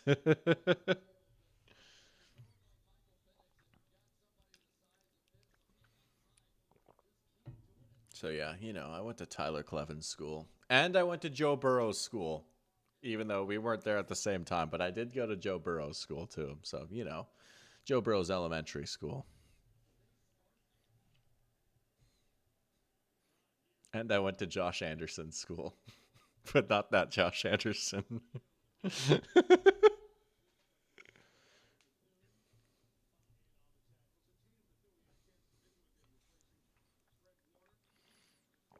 What? Are you serious? Wait, hold on. Maybe you told me this story before and I just forgot. Hold, like the Andre Johnson, the Texans receiver? No way. Are you serious? That's crazy. Andre Johnson. No way. The NFL leader in receiving yards in 2009? Oh, the offensive tackle. That's still cool, though. That's still really cool. That was a nice setup. Really? You had an Olympic sprinter at your high school? Michael Johnson. Nice. That's a flex right there. Olympian.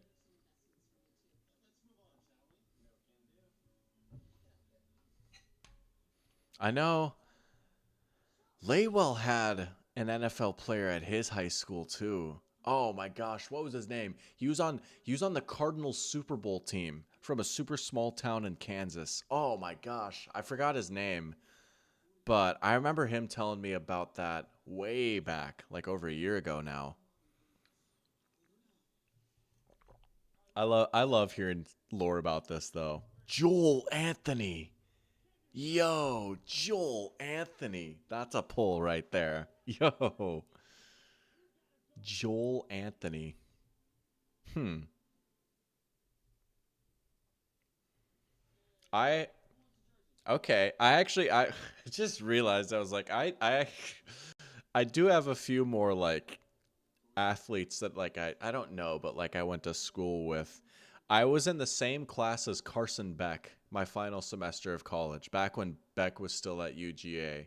I was in the same class as him. It was like an intro to sports management class. There's a lot of athletes that were in that class, but Carson Beck was in that class. Um, I was in the same math class as Severe Wheeler my freshman year, former UGA point guard, then transferred to Kentucky. He was a fun player. He was nice for a little bit. Him and Tumani Kamara, he's in the NBA. He was in that class too. Um, I was at UGA. I was in the same like freshman class as Anthony Edwards. I didn't have any classes with him obviously, but like our freshman year at UGA were the same time. Let's see. I met Jake Fromm once. He was a guest speaker slash he did a mock press conference at one of my journalism classes, so I got to meet him and talk with him. And then I actually met him a second time because I covered his football camp with the newspaper that I was interning at. Um, what else? Sadly, I've not seen Matthew Stafford on UGA's campus. That would have made my life. I'd have been like, "Hi, Matthew," or sorry, "Hi, John Matthew." Oh, there's another catch for Bijan. All right, it would have hit. He has 6 catches now. That is pretty cool. Same building as an Olympian. Let's go. Clay Anthony early. Oh, dang. Rest in peace. Joel Anthony, dude, that took me back. Joel Anthony. You also walked past Brian Giunta in a mall. I'm not gonna lie, I don't know who that is. That's got to be like a hockey player, right? Here you go, 3rd and 1 for the Falcons. Bijan on the toss. He didn't get it. Oh, do you go for it here? Do you go for it? 4th and short. Field goal would tie it. You're certainly like it should be a pretty makeable kick from here. I think you go for it. You got all 3 timeouts here. I think you go for it. Yep. Let's do this. Line up and compete. Oh, yeah. Next Gen Stats says to go for it, too. I like it. Here we go, baby. What's your money play? Get something to London, maybe. They got him in motion right now. Get something to London out in the flat. There it is. Oh, the 49ers jumped it.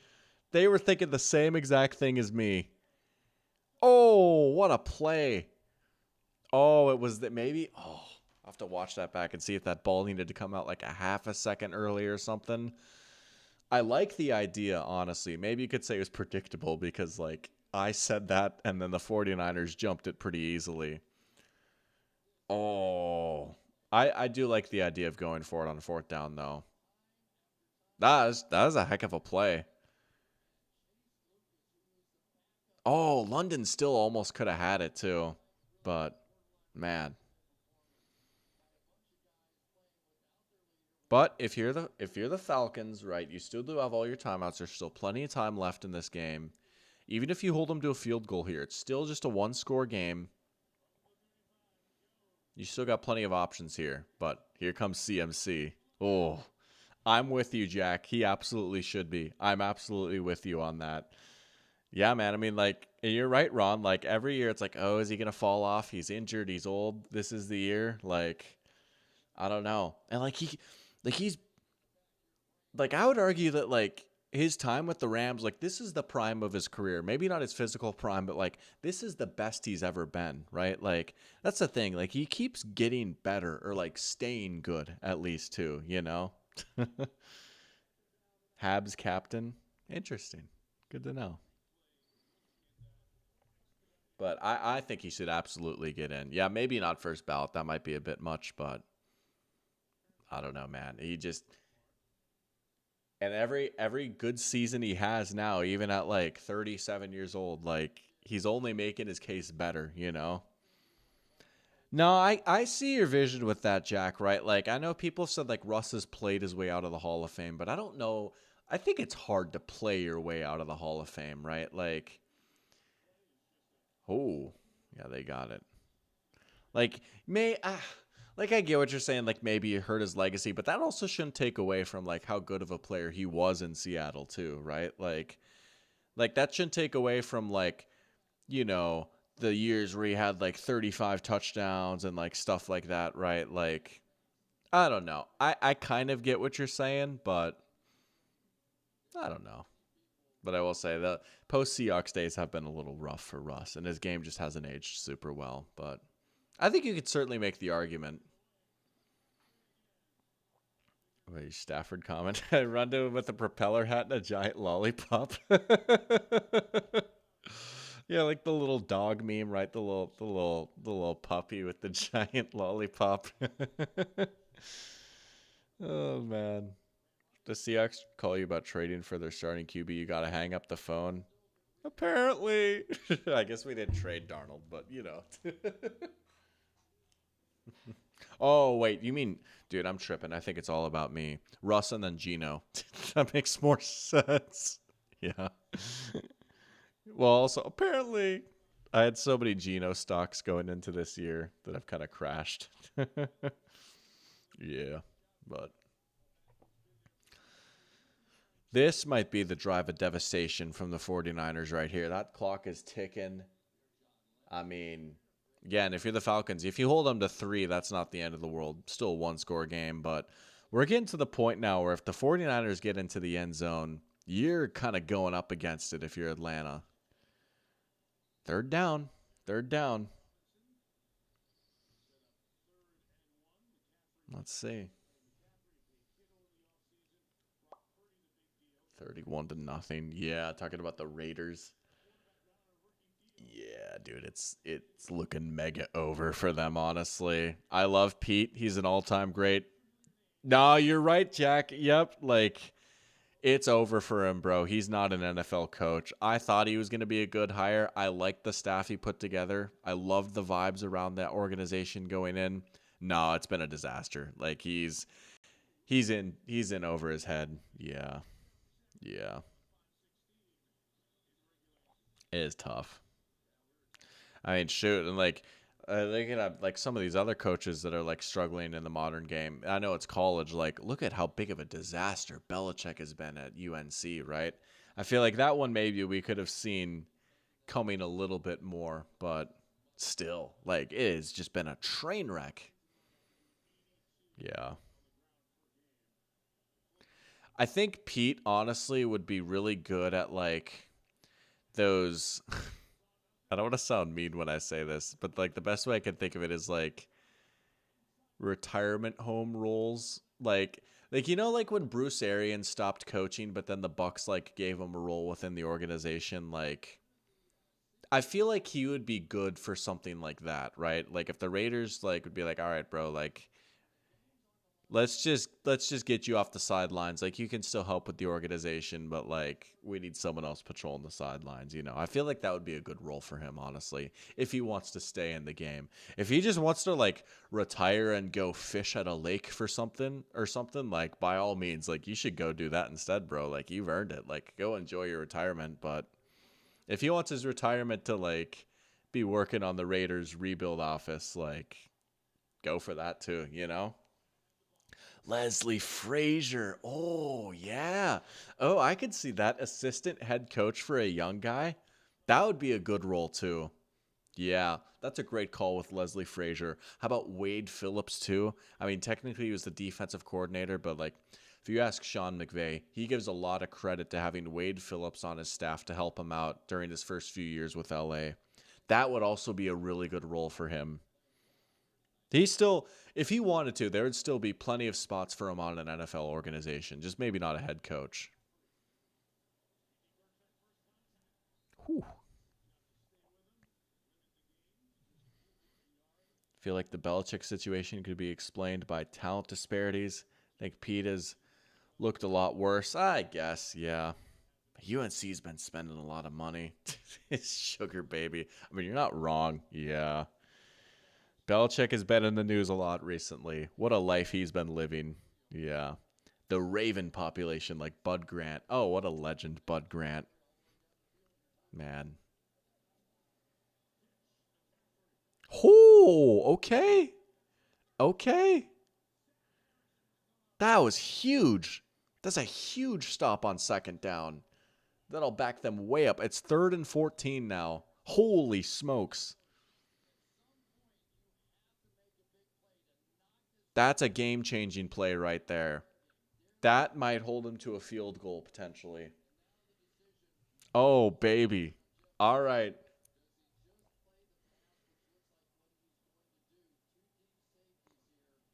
Yeah, you gotta, I mean, you gotta try and get this first down, right? If you're the 49ers, you gotta try.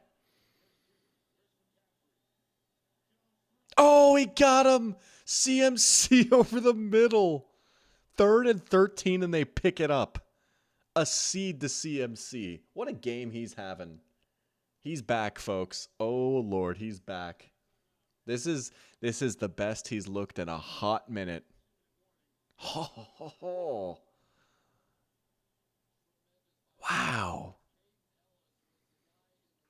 Oh my Lord. There is a little like this is what I'm talking about with like he's just like a backed up slot receiver, right? Like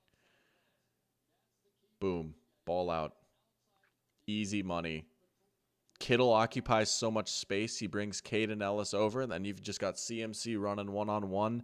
Bates is just too far back. There's not a safety in the world that can make a play on that ball. Brilliant, brilliant stuff by Kyle Shanahan. And that's what having Kittle back will do in the passing game too, right? If that's Jake Tunges, he might not occupy that second defender like Kittle does. Here we go. 1st and goal now. I'm dodging the Geno ranking comment. Nah, I'll put Goff is clearly better than Geno now. I think after what we've seen, like even after like a few weeks, like, all right, I've seen enough. Yeah, no, dude. And I gotta say, like, Goff has been sick this year. Like, honestly, like he's improved each year he's been with Detroit. Like, I've been really impressed with what I've seen from Jared Goff this year. Yo, what's up, Lois? No way. Welcome. Saying CMC healthy is amazing. He is. Like, when he went to Germany last year for Achilles tendonitis, like I really thought like that's it. That's wraps, right? Like, especially for a running back that's like what 28 years old. Usually not good. And he's dealing with some stuff with his knees too. And he's just always been dealing with something like ever since his Panthers days. But now when he's out there, he can do a lot for the offense. Let's see if they can finish it off here. Oh my gosh, did they get that in? That's crazy.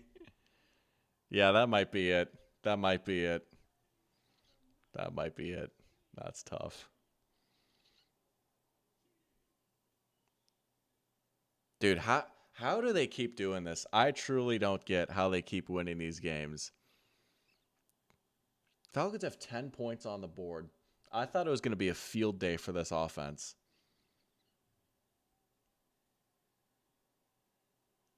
They just got outdogged, just dragging them in.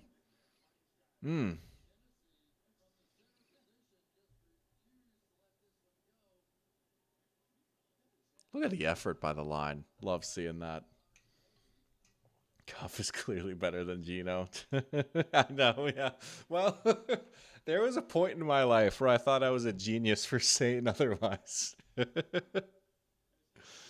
Oh, man. Yeah, the Falcons have just been off and on this year. They beat the Bills and now they go lay an egg on the road. I guess maybe could have seen in hindsight could have seen this coming, right? Coming off an emotional win on a short week. Now all of a sudden you have to go 3 time zones over to San Francisco. Like, okay. In hindsight, could have seen that. Jets letting Robert Saleh go in our 0-7. Yeah. Yeah. It's tough. Well, You don't even have all three timeouts if you're the Falcons either. That's the other thing that's tough.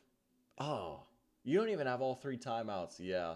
You still have the 2-minute warning, but I mean, if you really want to pull this off, realistically, you kind of have to score before the 2-minute warning, right? You need to score within like 2 plays. And that's just a lot to ask, you know? Like if you really wanted to get crazy, like let's just play with hypotheticals for a second, right?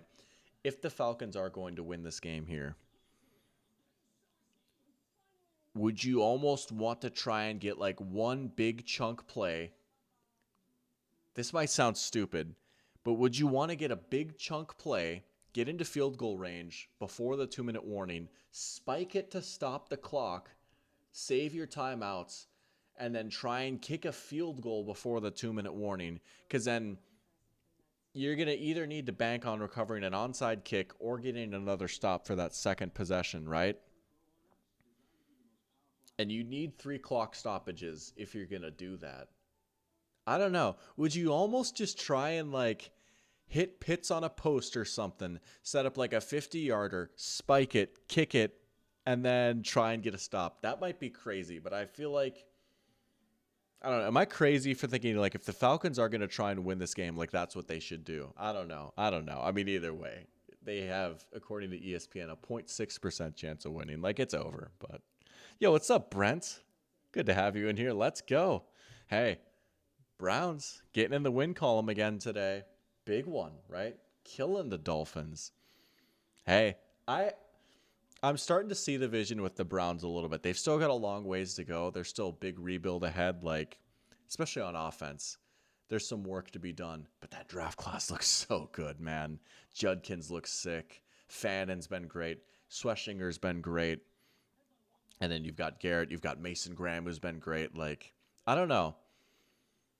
Honestly, like outside of the quarterback position and just like a few other things, like, okay, they could use another wide receiver. They could use a little bit better offensive line play. I don't know. A lot of people made fun of Myles Garrett and I'm like, what vision did they sell you on? I see what they're putting together. Is it going to work? I can't guarantee that, but I'm a lot more optimistic about the Browns than I was like even a few months ago. I don't know. There's a lot to like. High school team could beat the Dolphins, maybe, but you know, like they were competitive against the Vikings. They beat the Packers. They were pretty competitive against the Steelers. Like, even if you only have 2 wins, like they have not been a joke whatsoever. Like they have been a good, solid, respectable team.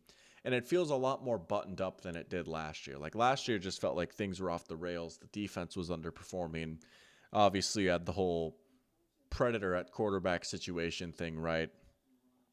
But now it's like, okay, like this feels good again. Like this feels like, okay, maybe this can work. Might take another year or two, but like this could work. There's the deep shot. Oh, that was it right there. Looking for Mooney. I mean, if they were going to pull off the miracle, that was probably the play they're going to have to hit right there. Oh. Hoo, hoo, hoo. Yeah, Mooney could have caught that. It's a tough catch, right? Oh, he could have had it, though. Could have had it.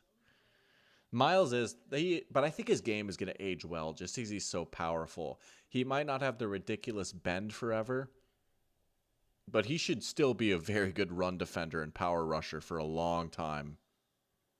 Whoo!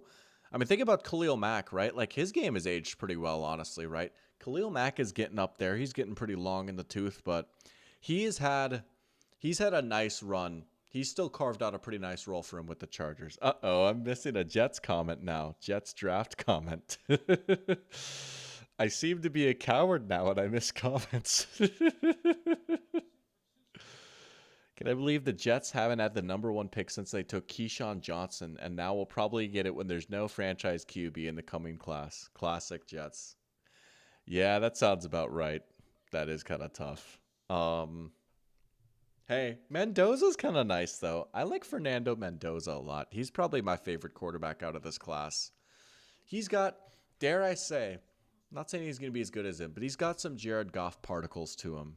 He's a good player. I like his game a lot. I think he could be pretty good. He could be a good starter. Now, is he going to be like a Josh Allen savior? Maybe not, but also Josh Allen saviors are pretty rare too. But yeah, Mendoza's been nice. The 6'7" kid met Skrilla. I'm not gonna lie, I don't know who Skrilla is. I know the 6'7" kid though. Bro, 6'7". Bro is low key a chopped unk. Stefanski didn't call the offense. They would have one more win. Yeah. We were having some good Kevin Stefanski discussions this morning too. But what can you do? I could see that a little bit. Jaden Daniels, RG3 vibes, just because he's been injured so much, right? Yeah, I mean it's tough because what are you gonna do? Because running is such a big part of his game, and you don't want to take that out. And it's opened up so much for this Commanders offense. Like, not just Daniels as a runner, but having to account for him has opened up stuff for like Bill Krosky Merritt or McNichols or Austin Eckler last year, right? Like their run game is so nice when Daniels is out there.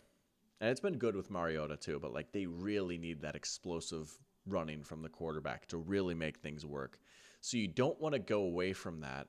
And it's such a big part of his game, but also like he is just slight, right? And when you run a lot and you're built like that, like you do set yourself up to get hit and get hurt. It sucks, right? And so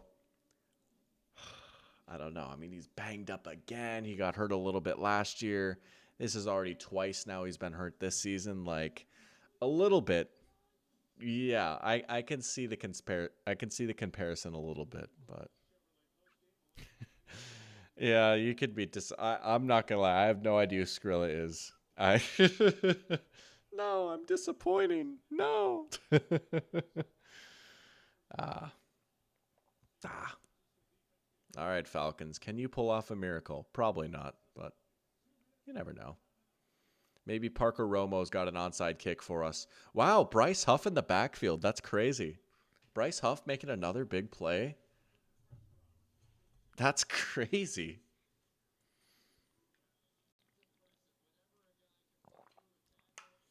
He's been rocking today. Look at that.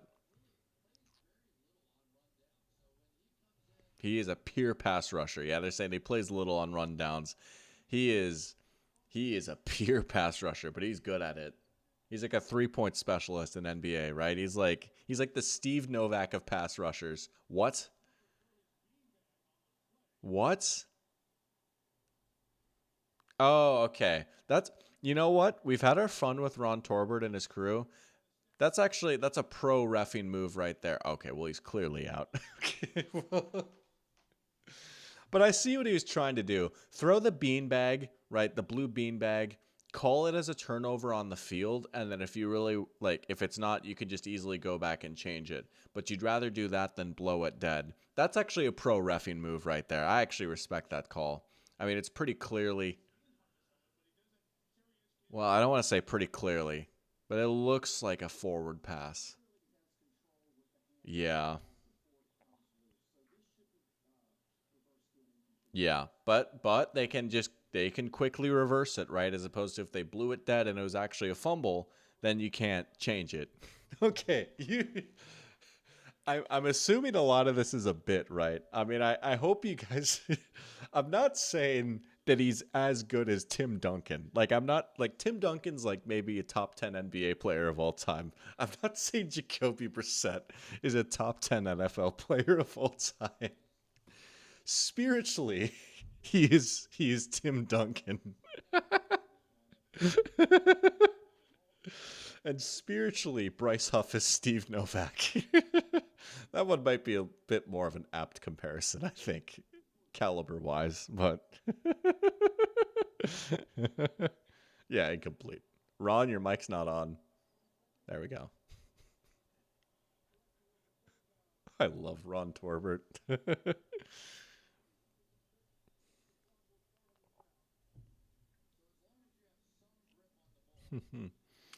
They put the Dakota Marker game on ESPNU. That's rough. That's rough. Who are the rookie tight ends this year? uh, Jatavion Sanders? Oh, that was a good one.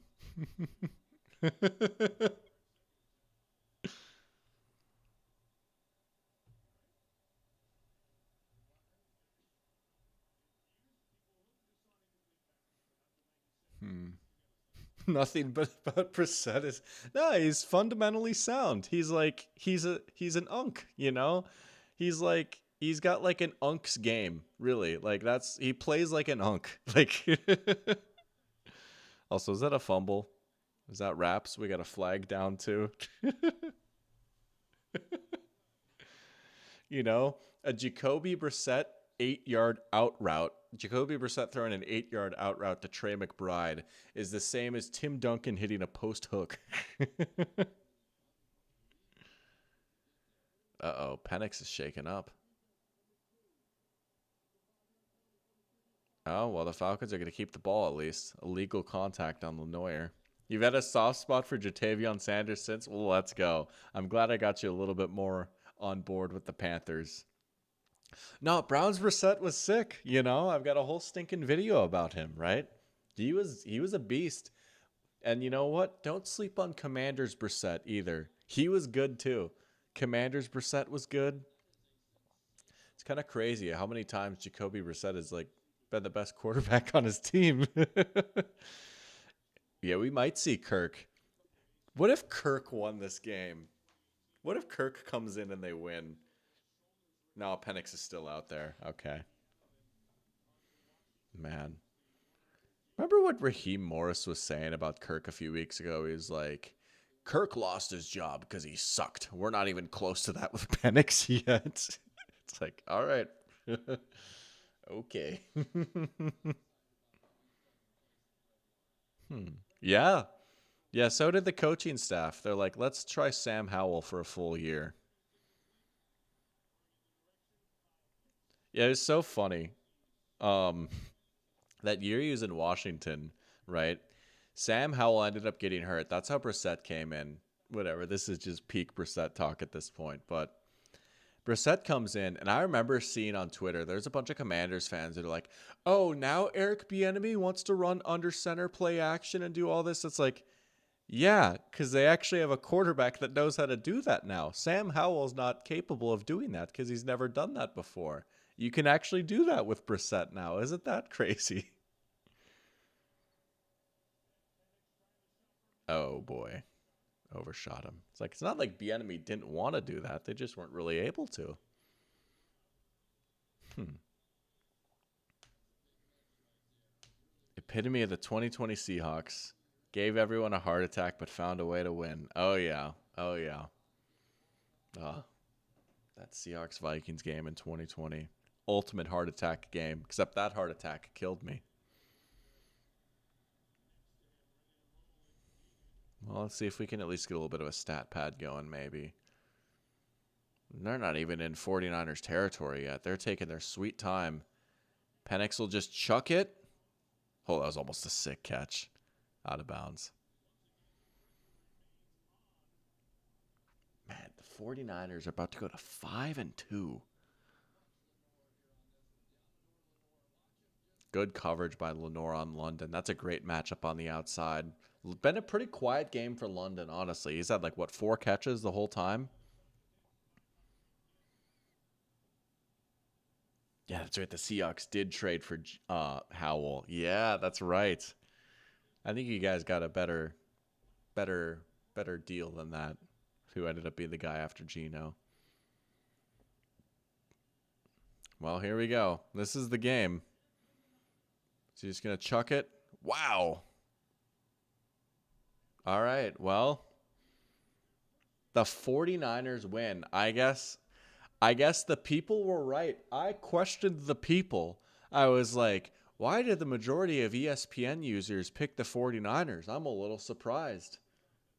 They knew and I didn't. 49ers, somehow, some way, as Brent is saying, through the power of friendship, the power of Kyle Shanahan's brains, and the steely gaze of Robert Saleh, somehow, some way, A team that is being held together by lint and bubblegum is 5-2. What a win. This is Kyle's year to win Coach of the Year, right? I mean, it has to be. He's been due for a long time. I mean, if they make the playoffs at all with a roster like this, with the injuries like this, right? No question he has to be Coach of the Year. The Falcons are calling timeout. All right, I guess. I guess. Just make him keep snapping the ball. Let's call timeout so we can get another next week's Sunday Night Football promo in. Man, if only it was in Green Bay. Oh. If that game was in Green Bay, I think it's in Pittsburgh. If that game was in Green Bay, that would have been electric. But that'll still be good. CMC has over 200 total yards. All right. He's back, folks. Are they going to call timeout again? Sure. I mean, they're just going to kneel it now, right? Cool. Oh, man. Got some Bucks Award love. I mean, hey, like, they're coming for something. That's for sure. Egbuka probably will get Offensive Rookie of the Year. Baker's certainly in the MVP conversation. Todd Bowles, Coach of the Year. I mean, if they have, like, the best record, yeah. National Running Backs Day. I thought there was a National Tight Ends Day. Was today National Tight Ends Day? Did I miss it? I guess it's usually in October, right? Did I miss it? Well, why did they... Okay. Here's the thing. I get, like, play till the final whistle, whatever, right? I'm not going to be one to be like, how dare you try? But, like, did the Falcons really need to call those timeouts there? Did they really need to do that? Shane Steichen's got to... Yeah, no, that's fair. Shane Steichen in the running for Coach of the Year? Yeah.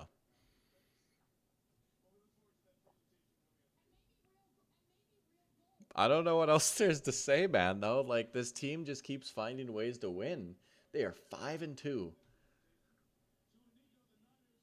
Victory formation? Yeah, I don't think it was. Yeah, we would have probably heard more about it.